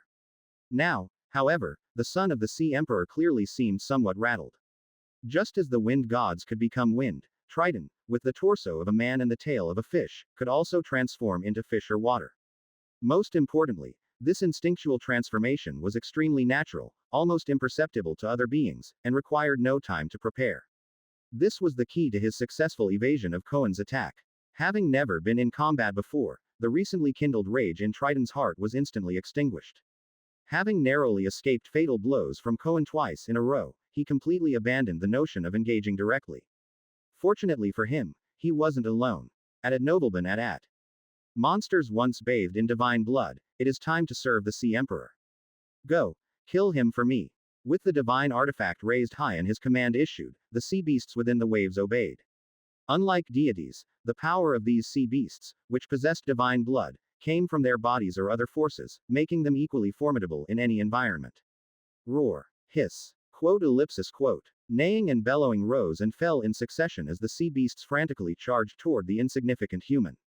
It wasn't just the summon of the divine artifact that motivated them, but their instincts, telling them they could reap extraordinary benefits by consuming that human. However, faced with all this, Cohen remained undaunted. This feeling, grasping the hilt of his sword tightly, with the blood flowing through his veins covering the blade, he felt in better shape than ever before. Something was accumulating, as if being refined from deep within his spirit and body, and even the world around him became more vivid. Yet, Cohen felt as if something was missing, preventing them from fully coming to life. But whether the change was complete or not, in such a state, he felt fearless. Clang. The sword edge cut through the air. The tiny human against the 100-meter-tall sea beasts was like an ant, yet as the sword pierced the body of the sea beast, it was followed by a thunderous roar. The sword did almost no physical damage to the sea beast's body, but for some reason, its strong presence instantly weakened. HMPF. Send more, said Triton dismissively from the back, having witnessed the scene, then waved his hand. Sea beasts, he had as many as he wanted. Even the bodies of true gods could feel exhaustion without divine power and authority. Even if they could not be vanquished, they could be worn out to death. Ellipsis. In the city, the deserted streets. Rain poured down like a torrent, pattering against the road with a crisp sound. The skirmish in the sky outside the city became more intense. One after another, sea beasts charged at Cohen, only to be either grievously wounded or killed, their blood dyeing the nearby waters red. Of course, this was in part because the sea beasts were not particularly strong themselves. The primeval offsprings of the original sea god and father of monsters, for example, were not amongst them. Those truly powerful sea beasts, whose names have been passed down through generations, often possess independent thought and are not so easily summoned or dismissed by a divine artifact. Like the Gorgon sisters with their potent petrifying powers, they, similar to the Cyclops, may not be deities but possessed innate divine forces that even gods could not ignore. Chapter 283. Chapter 70. The Road and Raw Sighting _2. Because of this power, or perhaps the allure of beauty, Medusa, the youngest of the three sisters, was even summoned to the court by the Sea Emperor and naturally would not be commanded by the children of Poseidon. Do you wish to ask something? The rain was pouring down, yet not a drop penetrated the area around the two of them. Watching the clash outside the city, Laine also noticed Humar behind him, hesitating to speak. Yes, Your Excellency, I wish to know, is he a human? Humar looked up, gazing at the figure enshrouded in a golden blaze across the sky. In the impending doom of the bronze humanity, someone took up a sword against a deity, another event worthy of being recorded. However, whether the individual in question was human or a demigod was undoubtedly crucial for the content he was about to record. Yes, he is, but not of the bronze humanity. He is of the golden humanity, the very first human I created. As the king during the Golden Age, just as your records say, he once held devout faith in the deities, and as for now, you have seen it for yourself. With a hint of emotion, had not Laine sensed that pure, powerful power of faith 100 years ago, he probably wouldn't remember Cohen now, as he had never exhibited anything notably special. Although Laine had made him king of the humans and had given him the opportunity to dream, at that time, Cohen's identity was merely that of golden humanity. He was the first of the golden humanity, so Laine had named him king. He was the leader of the golden humanity, so Laine had allowed him to witness the civilization slate. But now, as Laine's attention returned to him, he had to admit that Cohen, in some respects, had vastly exceeded his expectations. 10,000 years ago, Laine personally created the initial meditation method in accordance with the authority of spirituality, and he distinguished 7 levels for non-deity beings, corresponding to the 7 realms of meditation. However, the reality was that the 7th layer of the meditation method, the realm of intrinsic divinity, within the spiritual domain, was speculative. Whether it could be successfully attained was completely unknown. After all, until now, not even a single common being had managed to achieve this on their own, not even Hecate, who had fully mastered the 7 phases meditation method, as she was a naturally born deity who did not need to confront that threshold. Therefore, Laine was not quite sure whether the path to divinity through recognizing the world, discerning its rules, summarizing one's own order of all things, and the gradual sublimation of spirit until the birth of divinity could actually succeed. Yet now, the golden human king seemed to not be following this path. He was using his actions, his superficial understanding of the essence of power, to demonstrate to Laine a completely different method right before his eyes. The Oracle Stone Tablet of Delphi, a manifestation of the primal order, capable of even glimpsing one's destined path of life. The first of these tablets was inscribed with the axiom, "Know thyself." After being transformed by the spirit realm, Laine had added a phrase, "Know the world, and then know thyself." The meditation method he created was about understanding the world, while Cohen's current state was about having comprehended himself. The fact proved that, while one might be harder than the other, neither was superior or inferior. So he is the king of the golden humanity. At his side, Humar did not think so much. Having received an answer, He merely sighed and then bowed his head slightly, starting to etch onto the slate. This was the third picture he carved, once again divided into 3 parts. In the first section, a pair of large hands shaped the first humans. It was the scene of deities creating humanity. In the second section, humans are bowing in worship to the deities, while in the third section, someone draws a sword towards the sky, pointing directly at the sea god wielding a trident. The expressions of the characters were the core of this part of the stone carving. The cluelessness of birth, the devoutness while worshipping, and the resolve coupled with subtle perplexity when drawing the sword made the characters seem alive. Interestingly, the sea god's likeness was not Triton but resembled the statue of Poseidon in the temple. Perplexity, was it that apparent? Coming back to his senses, Laine, looking at the stone carvings emerging from the old man's hands, unexpectedly asked. Such a capable individual, yet he remained quiet and peaceful in Aurora for so long, only to act today. I can feel his conflicting emotions. I hope he finds the answer he seeks. That's all I can do for him now. Nodding his head, Laine expressed his agreement. From another perspective, he could see that it was precisely this point that had kept Cohen from truly taking this historic step. Unlike Laine's outer to inner conception for the spiritual domain, the Golden Human King had unconsciously followed another path, inner to outer. With his resplendent will at the core, steadfast on his path, he achieved an integration and sublimation of spirit and flesh, ultimately taking a leap forward into divinity. This was the state Cohen was in now. At nobleman at. This was undoubtedly viable. If these conditions could truly be fulfilled, perhaps Cohen could become the first person to achieve demigod status through his own efforts today.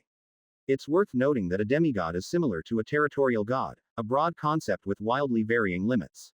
The extent of power of such self-promoted entities was not something Laine was entirely certain of. However, in reality, Cohen had still not found his own path.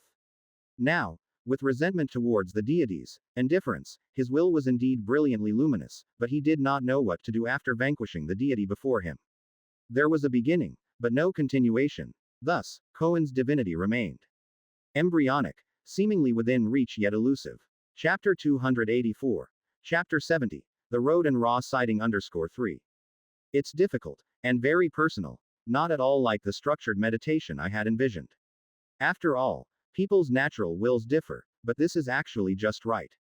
Divinity, perhaps, should be so unique. Now, everything was ultimately preparation for what Laine would do in the future, so he silently committed to memory the entire process of Cohen's transformation. Success or failure, it would all be a valuable lesson. As time passed, Cohen's condition eventually plateaued after reaching a certain limit. However, the battle did not pause for even a moment. He seemed to be fighting sea beasts, but in reality, he was getting closer and closer to Triton. Clearly, Cohen was well aware of who was the source of all this. If he could deal with this sea god, the abnormal floods would recede, the sea beasts would no longer linger on land, and everything would come to an end. As for what to do afterward, that would be a matter for later. Will he succeed? No. Shaking his head, Laine knew that Cohen wouldn't be able to kill Triton, not because of lack of strength, but because someone would surely interfere. Regardless, Poseidon, if only for the sake of his own honor, would never allow Triton to be killed by a mortal in plain sight. Just wait and see. Whether he succeeds or not, he will still make it through today safely. In terms of rationale, the king of men who once harbored strong faith in him perfectly fit the target Laine wished to save today. After all, to the master of spirituality, worship in the heart unquestionably met the standard more than bodily worship did, so Cohen was sure not to die today. And in terms of value, that went without saying. Before he fully embarked on the path of his own divinity, Laine would not allow anyone to kill him. Snap. The wineglass was crushed, and the relaxed atmosphere of Olympus had turned so quiet you could hear a pin drop, making the sound of the shattering glass all the clearer. With a face ashen, Poseidon watched the scene unfolding before him, where some unknown fellow had taken Triton's place and become the main character of the drama. With each sea beast that was slain, Poseidon felt as if the blade was slapping his own face. At nobleman at. Who is he? Has any of you left offspring in the mortal realm? Grinding his teeth, it seemed like Poseidon was looking for a scapegoat. But as his gaze swept around, not a single one rose to answer. The expressions of the gods varied. Some avoided his gaze, not daring to meet the Sea Emperor's wrathful eyes. Others smirked, seemingly mocking that his son couldn't even handle a mortal city, and some watched the spectacle on the screen, engrossed in this rare drama. What? Nobody dares to own up. We're the only ones privy to human affairs. Whoever did this, confess now while you still can. Ahem. Poseidon, calm yourself. Zeus interjected, pacifying Poseidon's increasingly irate questioning, and turned his attention to Uranum. At this moment, the deity of the grassy water pastures was stunned. The scene on the screen was utterly incomprehensible to her. Although she was a true god, in terms of her godhood, she probably didn't possess the combat strength found in Triton's divine artifact. A human leader, who once built temples for the gods at the foot of Mount Othrys, suddenly possessing such power, was an immense shock to the goddess. Uranum, I recall you told me this human resembles a Golden Humanity member. Quote. Yes, but as far as I remember, that Golden Humanity member also did not possess such power, Uranum replied, tearing her gaze away from the screen with difficulty, confirming what she recalled. Although she had seen him only a few times, the golden humanoid still fit her preconceived notions of mortals. If that's the case, then the situation is clear. With a glint in his eye, Zeus turned to Poseidon with a smile. This is not a demigod, at least not one from any of us present. Whatever way he has managed to survive till now, however he obtained this power, I believe the son of the Sea Emperor shall not be thwarted by him, correct? HMPH. Zeus, you've always been in charge of the affairs of humans, resulting not only in the matter with Prometheus, but now even. His face twitching, Poseidon was about to lash out a few more pointed words at Zeus, but he halted mid-sentence when the corner of his eye caught something on the screen, and the Sea Emperor's face abruptly changed.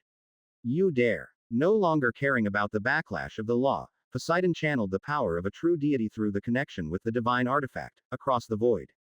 However, he still had some sanity left to not unleash his full divine power, invoking only a fraction of it instead. In the next instant, the feedback from the law arrived. Almost visibly, Poseidon's divine power level took a nosedive, barely maintaining the threshold of significant divine power. This was not a permanent injury, but it would likely take 100 years or two to recover. Disregarding the loss of divine power, having paid the price, Poseidon knew he could only act once, so along with the power that was expedited, he also sent his furious rebuke. Triton, your mission is to destroy the humans, not waste time with this relic from an old era. Quote. Now, flood this city, and leave the other obstacles for later. C-285. 71. The weapon thrown at the gods. Dozens of breaths ago, outside the city of Aurora, the battle raged on in the sky. Standing at a distance from Cohen, Triton had been tense for a while but finally relaxed. From the looks of the far-off scene, this special human had indeed been entangled. Prometheus, it must be him. This old fool probably knew without his protection, the fate of humans wouldn't be good, so he deliberately left such a contingency plan. Feeling inwardly irritated, Triton locked onto the forethinker god being punished in the depths of the East Sea. As for the human wielding this power, how could that be possible? As the noble son of the sea god, if he couldn't do it, how could a mortal possibly manage? Just you wait, you old relic of bygone ages, you unrestrained member of the Titan deity clan, once I have dealt with your creation, I'll have a good talk with you. With a malicious grin, Triton decided that after today's events, he would definitely have a good talk with Prometheus, who was bound at the bottom of the sea, to tell him how he had destroyed the humans, how they had begged him for mercy, and then how he had mercilessly refused them. He imagined that the forethinker god would be delighted to hear the news of his creation's fate and to share the joy Triton felt at their killing. His mouth curled into a sneer, yet in the next moment, the trident in Triton's hand suddenly trembled. Alerted by the instinct of the divine artifact, he saw for the third time that rapidly approaching figure, now almost upon him. The first time was upon first sight, the second was mistaking him for a demigod, but the third, Triton simply could not have imagined that, in just a matter of minutes, Cohen had taken another half a step beyond his original limit. But this time, he finally reacted. Facing the golden light, Triton sneered coldly and once again, placed the trident in front of him, with his body starting to transform into a stream of water. As long as I run fast enough, what can you do to me? Clang. Metal struck metal, and the second bronze sword, like its predecessor, met its end. The tremendous force sent a numbness through Triton's palms, but his innate talent was even quicker.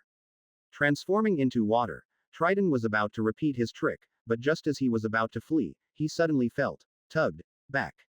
He could leave, but the divine artifact he held in his hand had been grasped by another hand. The other's purpose was not him. Without an overwhelmingly superior force, it was difficult for anyone to kill a son of the sea god in the ocean, yet he was not without vulnerabilities, the divine artifact was one of them. As I thought, You didn't rely on your own strength to stir up the deluge, it all comes from this trident.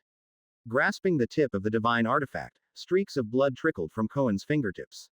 Holding a divine artifact not one's own was no simple matter, but he seemed to be oblivious to this fact. Now, terminate this disaster. With a fierce tug, the trident of the Sea Emperor was pulled from the swirl of water. In that moment, Cohen felt as though he perceived an immense body of water beyond his understanding. Before, he had never seen the sea, but now, he knew it. This was the so-called authority of a god. Wait, do you understand what you're doing?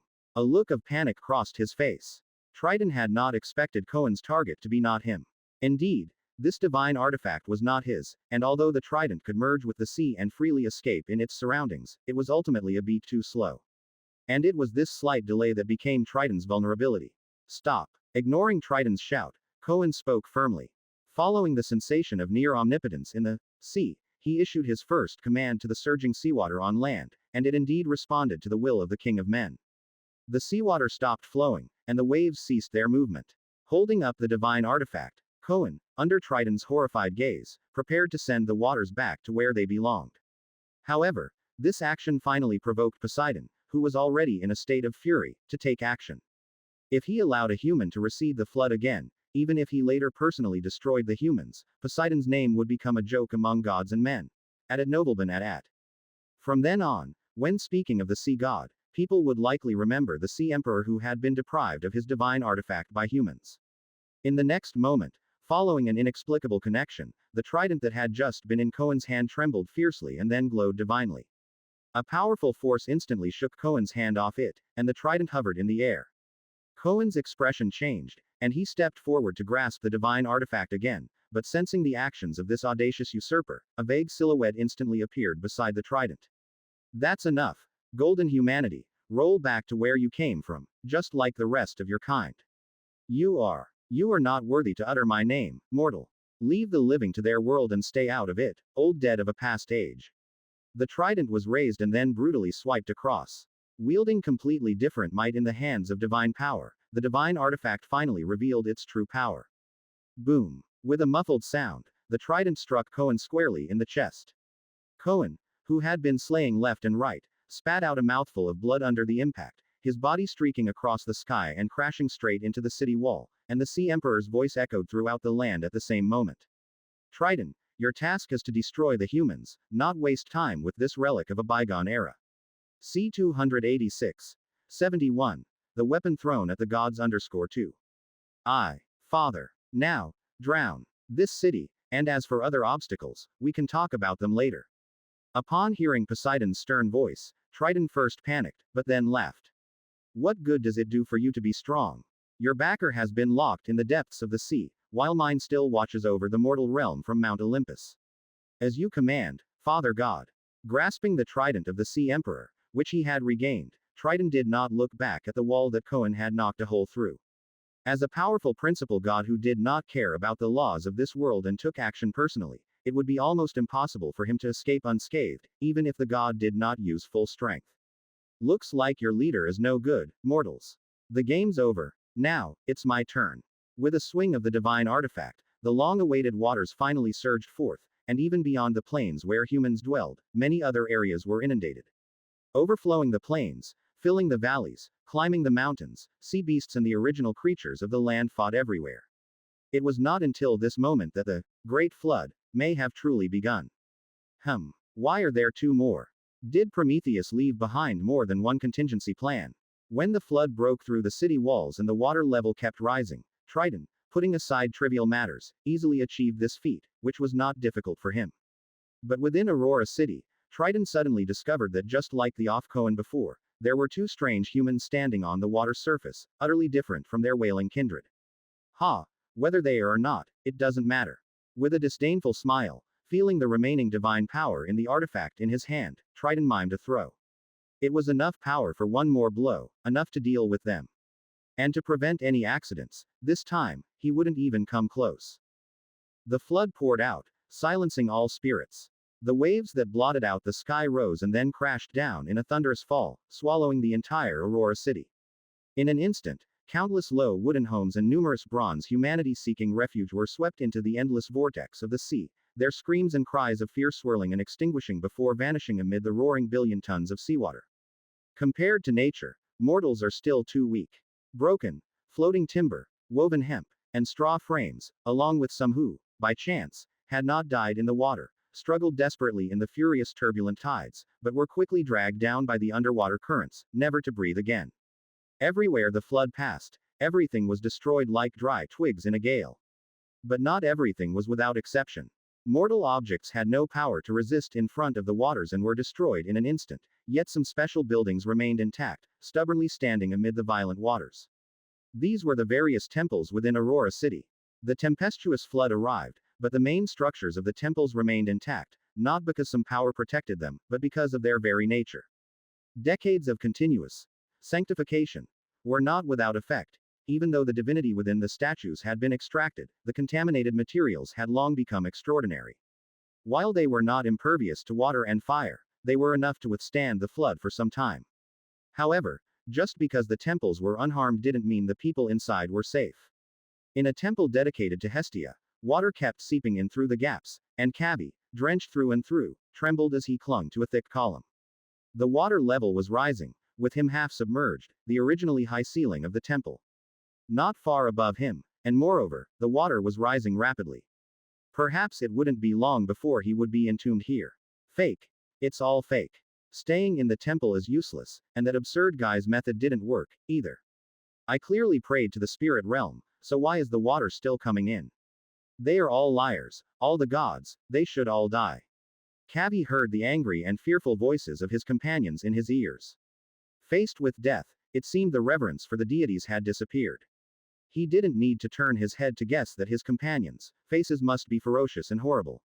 But he couldn't care about his companions now, as he could hardly protect himself. Save me. Just then, a somewhat familiar voice rang out in his ears, and Cavi looked in its direction. Through the skylight, originally placed high in the temple but now close by, he could see a familiar hand reaching out in the water not far from the temple, seemingly trying to grasp something, and then it was submerged and fell silent. The water was too fast, so that the person barely cried for help before sinking below the surface. Yet, even with the swift waters, Cavi still recognized the owner of those hands. Kartu. Stunned for a moment, he reached out his hand as though trying to grasp something, then let it fall, powerless. He thought he would feel sad, cry, but in reality, he couldn't cry, nor did he feel any similar emotions. Added Nobleman at. Because Cavi knew that his friend had merely gone ahead of him, and soon, it would be his turn. As this punishment. Yes, Creator, Goddess, I have sinned. In the last moments of life, while his companions cursed around him, Cavi was not hysterical, nor did he collapse in despair. He quickly reflected on his life over decades and then suddenly felt that today's events seemed to have been foreshadowed. Unlike the other priests, as a priest of the goddess of Hearthfire, Cavi really was among the few humans who knew they were deceiving the gods, yet still maintained faith in them.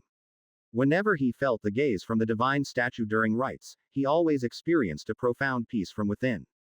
If it had been up to him, he would not have wished to deceive the goddess for the sake of sacrifice, but this was the choice of humanity, and he had no choice but to accept it.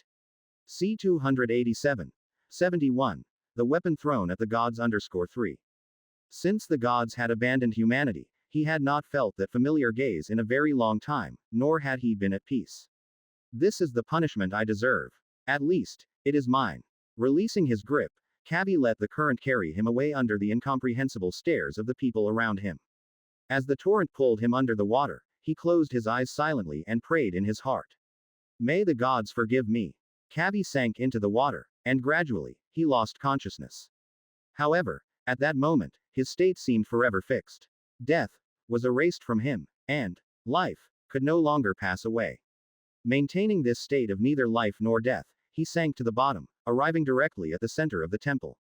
There, it was where he had worshipped the gods countless times. Finally, I have visited every place. Wiping the sweat from his brow, Nuo felt that time had passed a bit slowly today, but now, he had let go of these doubts. Along the way, he had met person after person, a few of whom believed in him, but many more did not, and he took every question they had to heart. He had also wavered, for deceit was not absent among bronze humanity, but even if there was only a sliver of hope, if it could allow more people to survive, he was still willing to try. Now, the task he had set out to do was finished, and in the sky above, a giant wave hundreds of meters high was crashing towards this place. Now, it was time to use his own life to test whether everything he had done had any meaning. Born because of the gods, dying because of the gods, I truly hope that future humanity does not come from the hands of the gods. Perhaps it's quite good for humans to live their own lives. With a bitter smile, standing on the empty street, facing the direction of the flood. With no place to hide and no intention to run, Nuo knelt on the ground and murmured softly. O gods, if you truly exist, please listen to me. I pray to you devoutly, I devoutly praise your holy deeds. If every human who prays to you could survive this day, I am willing to spend the rest of my life spreading your revered name in the mortal realm. May your will be done on earth, just as it is done in your kingdom. The prayer rang out in the deserted streets, yet the waves did not stop for it. The mortal's frame was negligible before it, and when the giant wave struck, all traces vanished, leaving only the rubble of broken buildings floating on the surface to prove that anything had ever existed here. This was already the central area of Aurora, and when it too was swallowed by the flood, not an inch of land could be seen in the Great Plain. There was no land, only the waves and rapids, and before one's eyes lay only a world of ocean amidst the flashing of lightning, the rolling of thunder, and the pouring rain, with nothing else in sight. Only at the edge of one's vision, there were still a few elevations.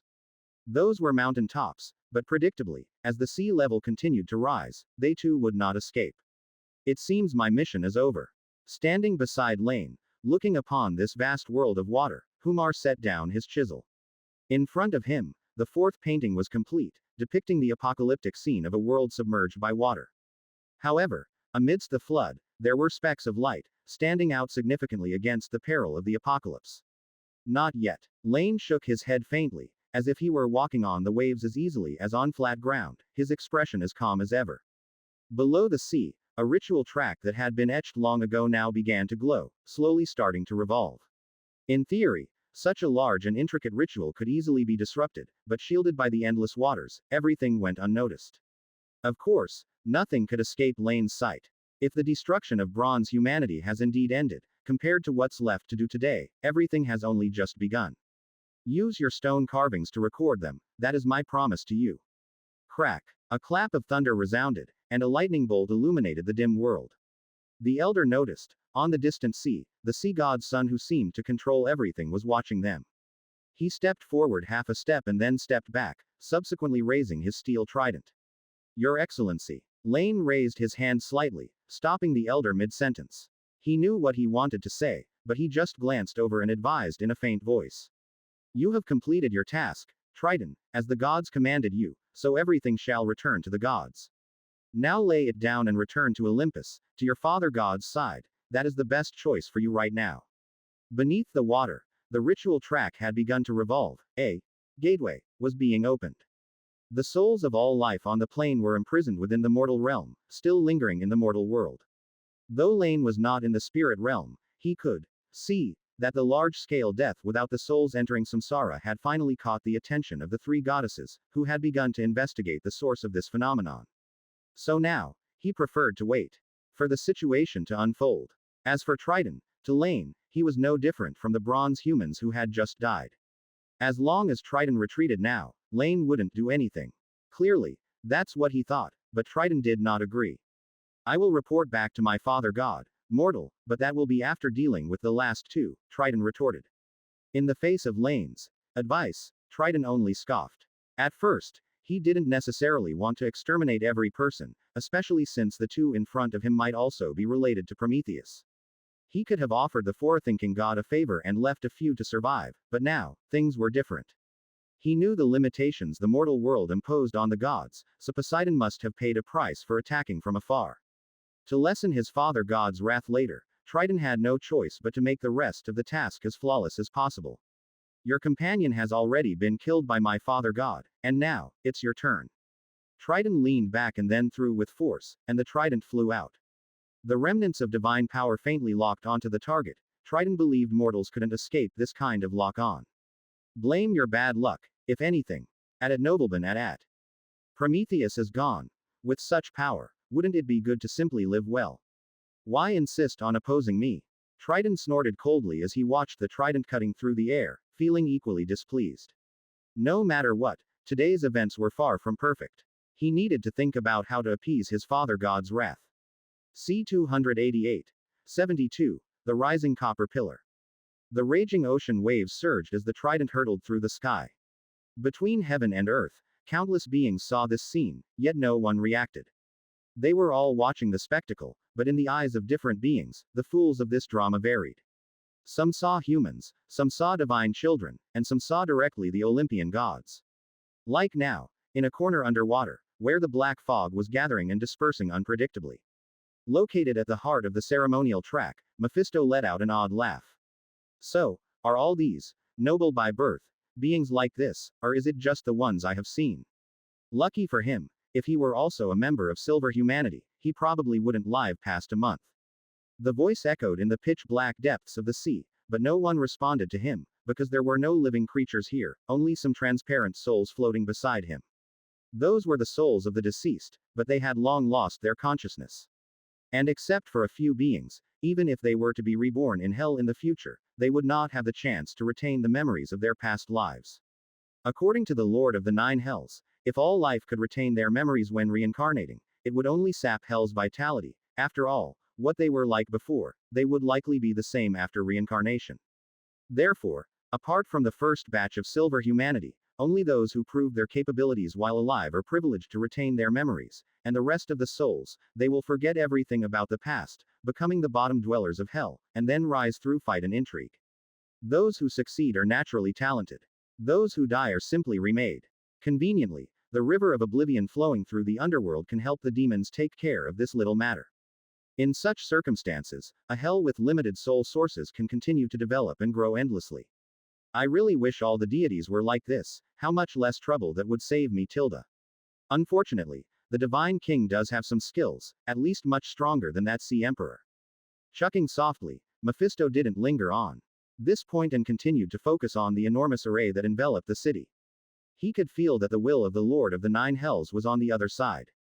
Soon, the passage would be opened. Just as the son of the Sea Emperor, Triton, said, it's all about the connections in this world. Although Mephisto had prepared a gift for Olympus, he was certain this gift wouldn't be enough to stop all gods of Mount of the Gods. But the devil was not afraid. After all, his boss was reliable. Above the surface of the water, the trident came hurtling through the air, striking directly at Laine. Poseidon's divine power swirled around it, calming the very waves that had just submerged the entire city. As the ruler of the ocean, commanding the tides was only natural. Under this strike, Laine slowly extended his right hand. Extremely fast and extremely slow, the spear that cut through the space and the slowly rising arm formed an odd yet harmonious picture. Finally, the divine artifact and the slender fingers met in the same place, and the fingers' owner grasped its edge. Whoosh! It seemed like a long time, yet it was only a moment. The azure glow that had just brightened on the trident due to divine power was extinguished in an instant. The sharp tip was clenched by 5 fingers, unable to advance an inch further, only the excess energy vibrating from the divine artifact pressed upon the surrounding sea, demonstrating the hidden power beneath this seemingly ordinary action. The sea within 1,000 miles dipped slightly. In midair, Triton's smile froze on his face, not understanding what was happening. He hadn't made the same mistake twice in the same matter, he hadn't even approached the other. The trident still carried his father god's divine power, and even Prometheus himself would be wounded facing this attack, so what was happening now? Was the other a true god? But even if it was a deity, they would still need to use divine power to catch another god's weapon. And using divine power in the current world necessarily requires paying a price. But no matter how he looked, the figure in black before him didn't seem to have paid any price. With his mouth slightly open, Triton seemed to want to say something, but in the next moment, he felt an immense force surging from the void. The world seemed to reject him, and the platform of seawater at his feet immediately shattered. Almost instantly, he was slammed hard from the air to the sea's surface, crawling prostrate upon it. Triton felt as if he were shouldering a mountain, unable to move even a finger. Wait, are you one of the reclusive ancient Titan gods? This is all a misunderstanding. I am the son of the Sea Emperor. The Divine King is my uncle. In fact, today I am acting on the will of the gods. Thud. Footsteps interrupted Triton's veiled threat. From the corner of his eye, He saw the hem of a robe as the unknown person walked up to him. No, not just him. There was another person. Triton could even hear the sound of a bronze knife scraping against stone, and he knew what that meant. This was a record, documenting his current state. A surge of humiliation and anger arose within him. As a demigod, this was the very scene Triton least wanted to experience. Before a true god, he would always be so insignificant. And what was even more unbearable was the fact that his current state was being recorded. At nobleman at. I don't blame you, Triton. C 289. 72. The rising copper pillar _2. The voice came from above, and Triton breathed a sigh of relief. The other party was, after all, considering his father God. But the words that followed made his face turn a fierce red. You do not know my name, nor have you seen my power, so it's understandable that you raised a weapon against me. Now that you have seen my power and realized the gap between us, all you need to do is repent for your disrespect, and I will forgive your previous actions. Without glancing at the merman on the water's surface, Laine examined the divine artifact in his hand. Just as he said, one does not get angry over an ant's challenge because the ants simply cannot comprehend human greatness. If they possessed wisdom, they would naturally know to bow before humans, and so it is with the son of the sea god. So now, as long as Triton repented for his actions after realizing the reality, Laine would, as he said, not dwell on his previous behavior. But clearly, for some people, after just experiencing the power of a god, to repent in front of another true god is far more difficult to accept than suffering pain. He would rather endure torture than admit his weakness and ignorance before another deity. As for death, Triton didn't actually think he would die. The mortal before might indeed have killed him, since their understanding was different, and those ignorant know no fear, naturally capable of anything. But this strange true god in front of him, he would not just kill him like that.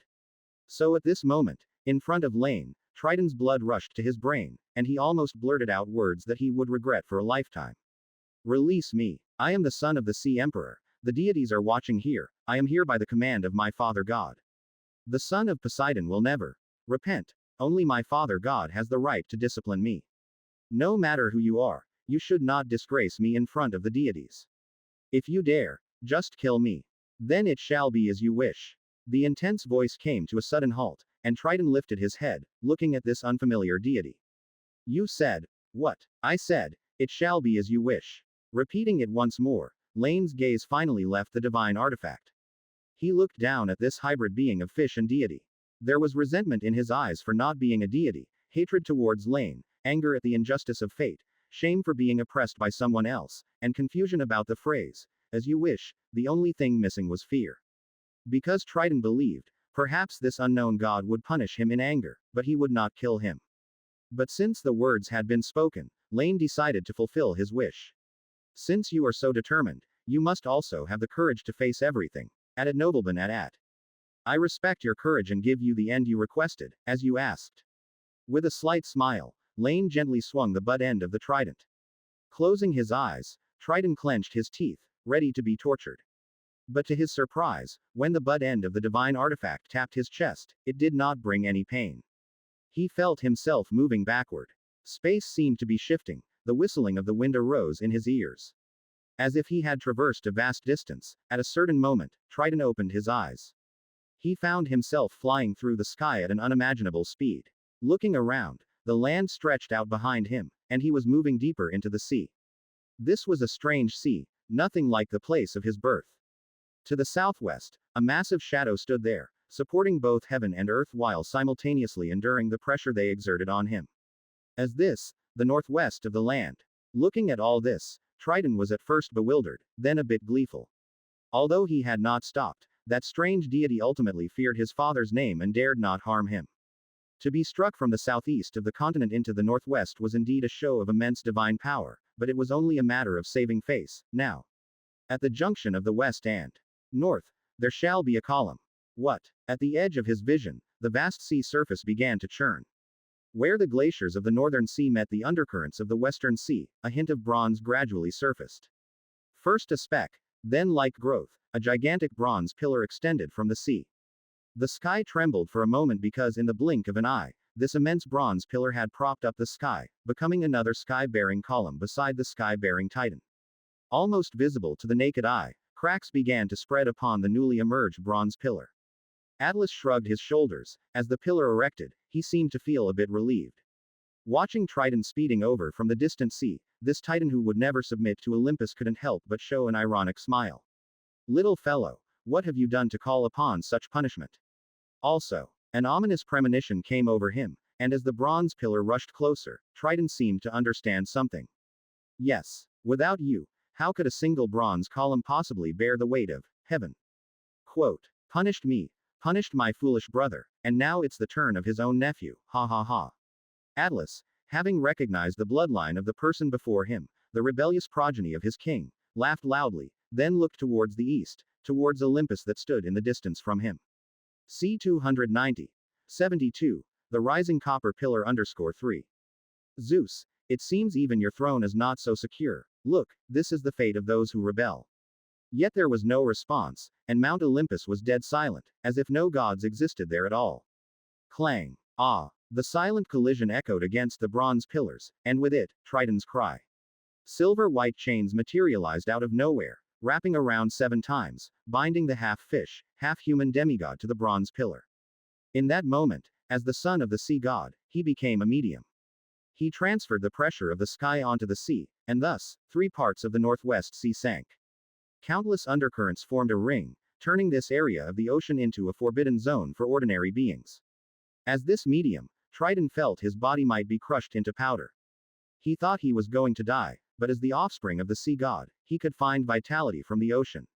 As long as he was not instantly annihilated, he could continuously recover, and after all, the piece of sky that had fallen onto the bronze pillar was only a small fringe. So even though Triton's body was covered in cracks like shattered porcelain, it never completely broke apart.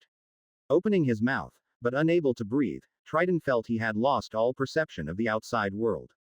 But what followed, the deity's belated judgment, still imprinted deeply in his heart. You wish for death, so I shall grant you death, but that is merely your desire, not the punishment for your offense against me. In the city ruins, Laine withdrew his right hand. I shall hang you above the west heaven for 7,000 years, to serve as the support between heaven and earth. When the punishment I have prescribed ends, you will naturally face the end you sought. Suspending the son of the sea god above the sea was a fitting end indeed. And you, raising his gaze, spanning mountains and seas, Laine saw the silent divine palace on Mount Olympus. The palace doors could not block his sight, and the subtle expressions of the gods were all different. Take care of your belongings. A blue light streaked across the land, crossed the boundary between water and land, burst open the doors of the divine palace, and landed before Poseidon, trembling slightly. As Poseidon had once requested, this divine artifact, forged by godhood, had long since become an object bound to the ocean. Its power grew stronger as the area under its control expanded and would become utterly powerless if it lost its domain. Thus, like throwing out trash, the Sea Emperor's artifact was plunged before Poseidon's seat, marked only by the imprint of a handgrip, testifying to the events it had undergone. Within the great hall, the gods remained silent. The moment they fully realized Laine's presence, Zeus had guessed the outcome, yet he did not issue any warning. This was not to target his foolish brother, but to probe. In less than a century after opening the spirit realm, Laine had mysteriously appeared in human cities, undoubtedly proving the other party was not truly at peace with the world. And with Mother Earth about to awaken, she constantly threatened Zeus's further path. In such circumstances, the divine king was eager to know, do the laws of the present world have any effect on the primordial gods? Now, with the authority of the divine king, he had his answer. Yet, seeing the shattered entrance and the artifact landed before Poseidon, Zeus could not be pleased. At it nobleman at. He had always known, to these great divine powers, divine court's dignity was a joke, but when the moment truly occurred, and the other party didn't consider his existence at all, Zeus still clenched the armrests of his throne. He did not know what the other deities were thinking, but right then, he urgently wanted. His expression shifted, then immediately returned to normal. The divine king, acting as if nothing had happened, looked at his brother who had finally quieted down. Humans have already been destroyed. As for the rest, let's leave it at that. Your own problems, deal with them yourself. When the divine king spoke, the gods all sighed in relief. The strange atmosphere was broken, but all the deities intentionally ignored the trident that was embedded in the divine palace. However, faced with Zeus's words, Poseidon remained unmoved. After staring for a moment at the divine artifact that was lost and found again, the blue hair concealed the Sea Emperor's expression. Nobody knew what he was thinking. They could only see Poseidon finally extending his hand, placing it on the clear imprint on the artifact. The next moment, wisps of black mist twined around Poseidon's palm, the force of death slicing open the principal god's flesh. Yet he seemed not to feel it, only staring for a moment before suddenly starting to laugh softly. Ha ha ha. Poseidon, perhaps you need to rest for a while. Watching the abnormal Poseidon, Zeus spoke indifferently.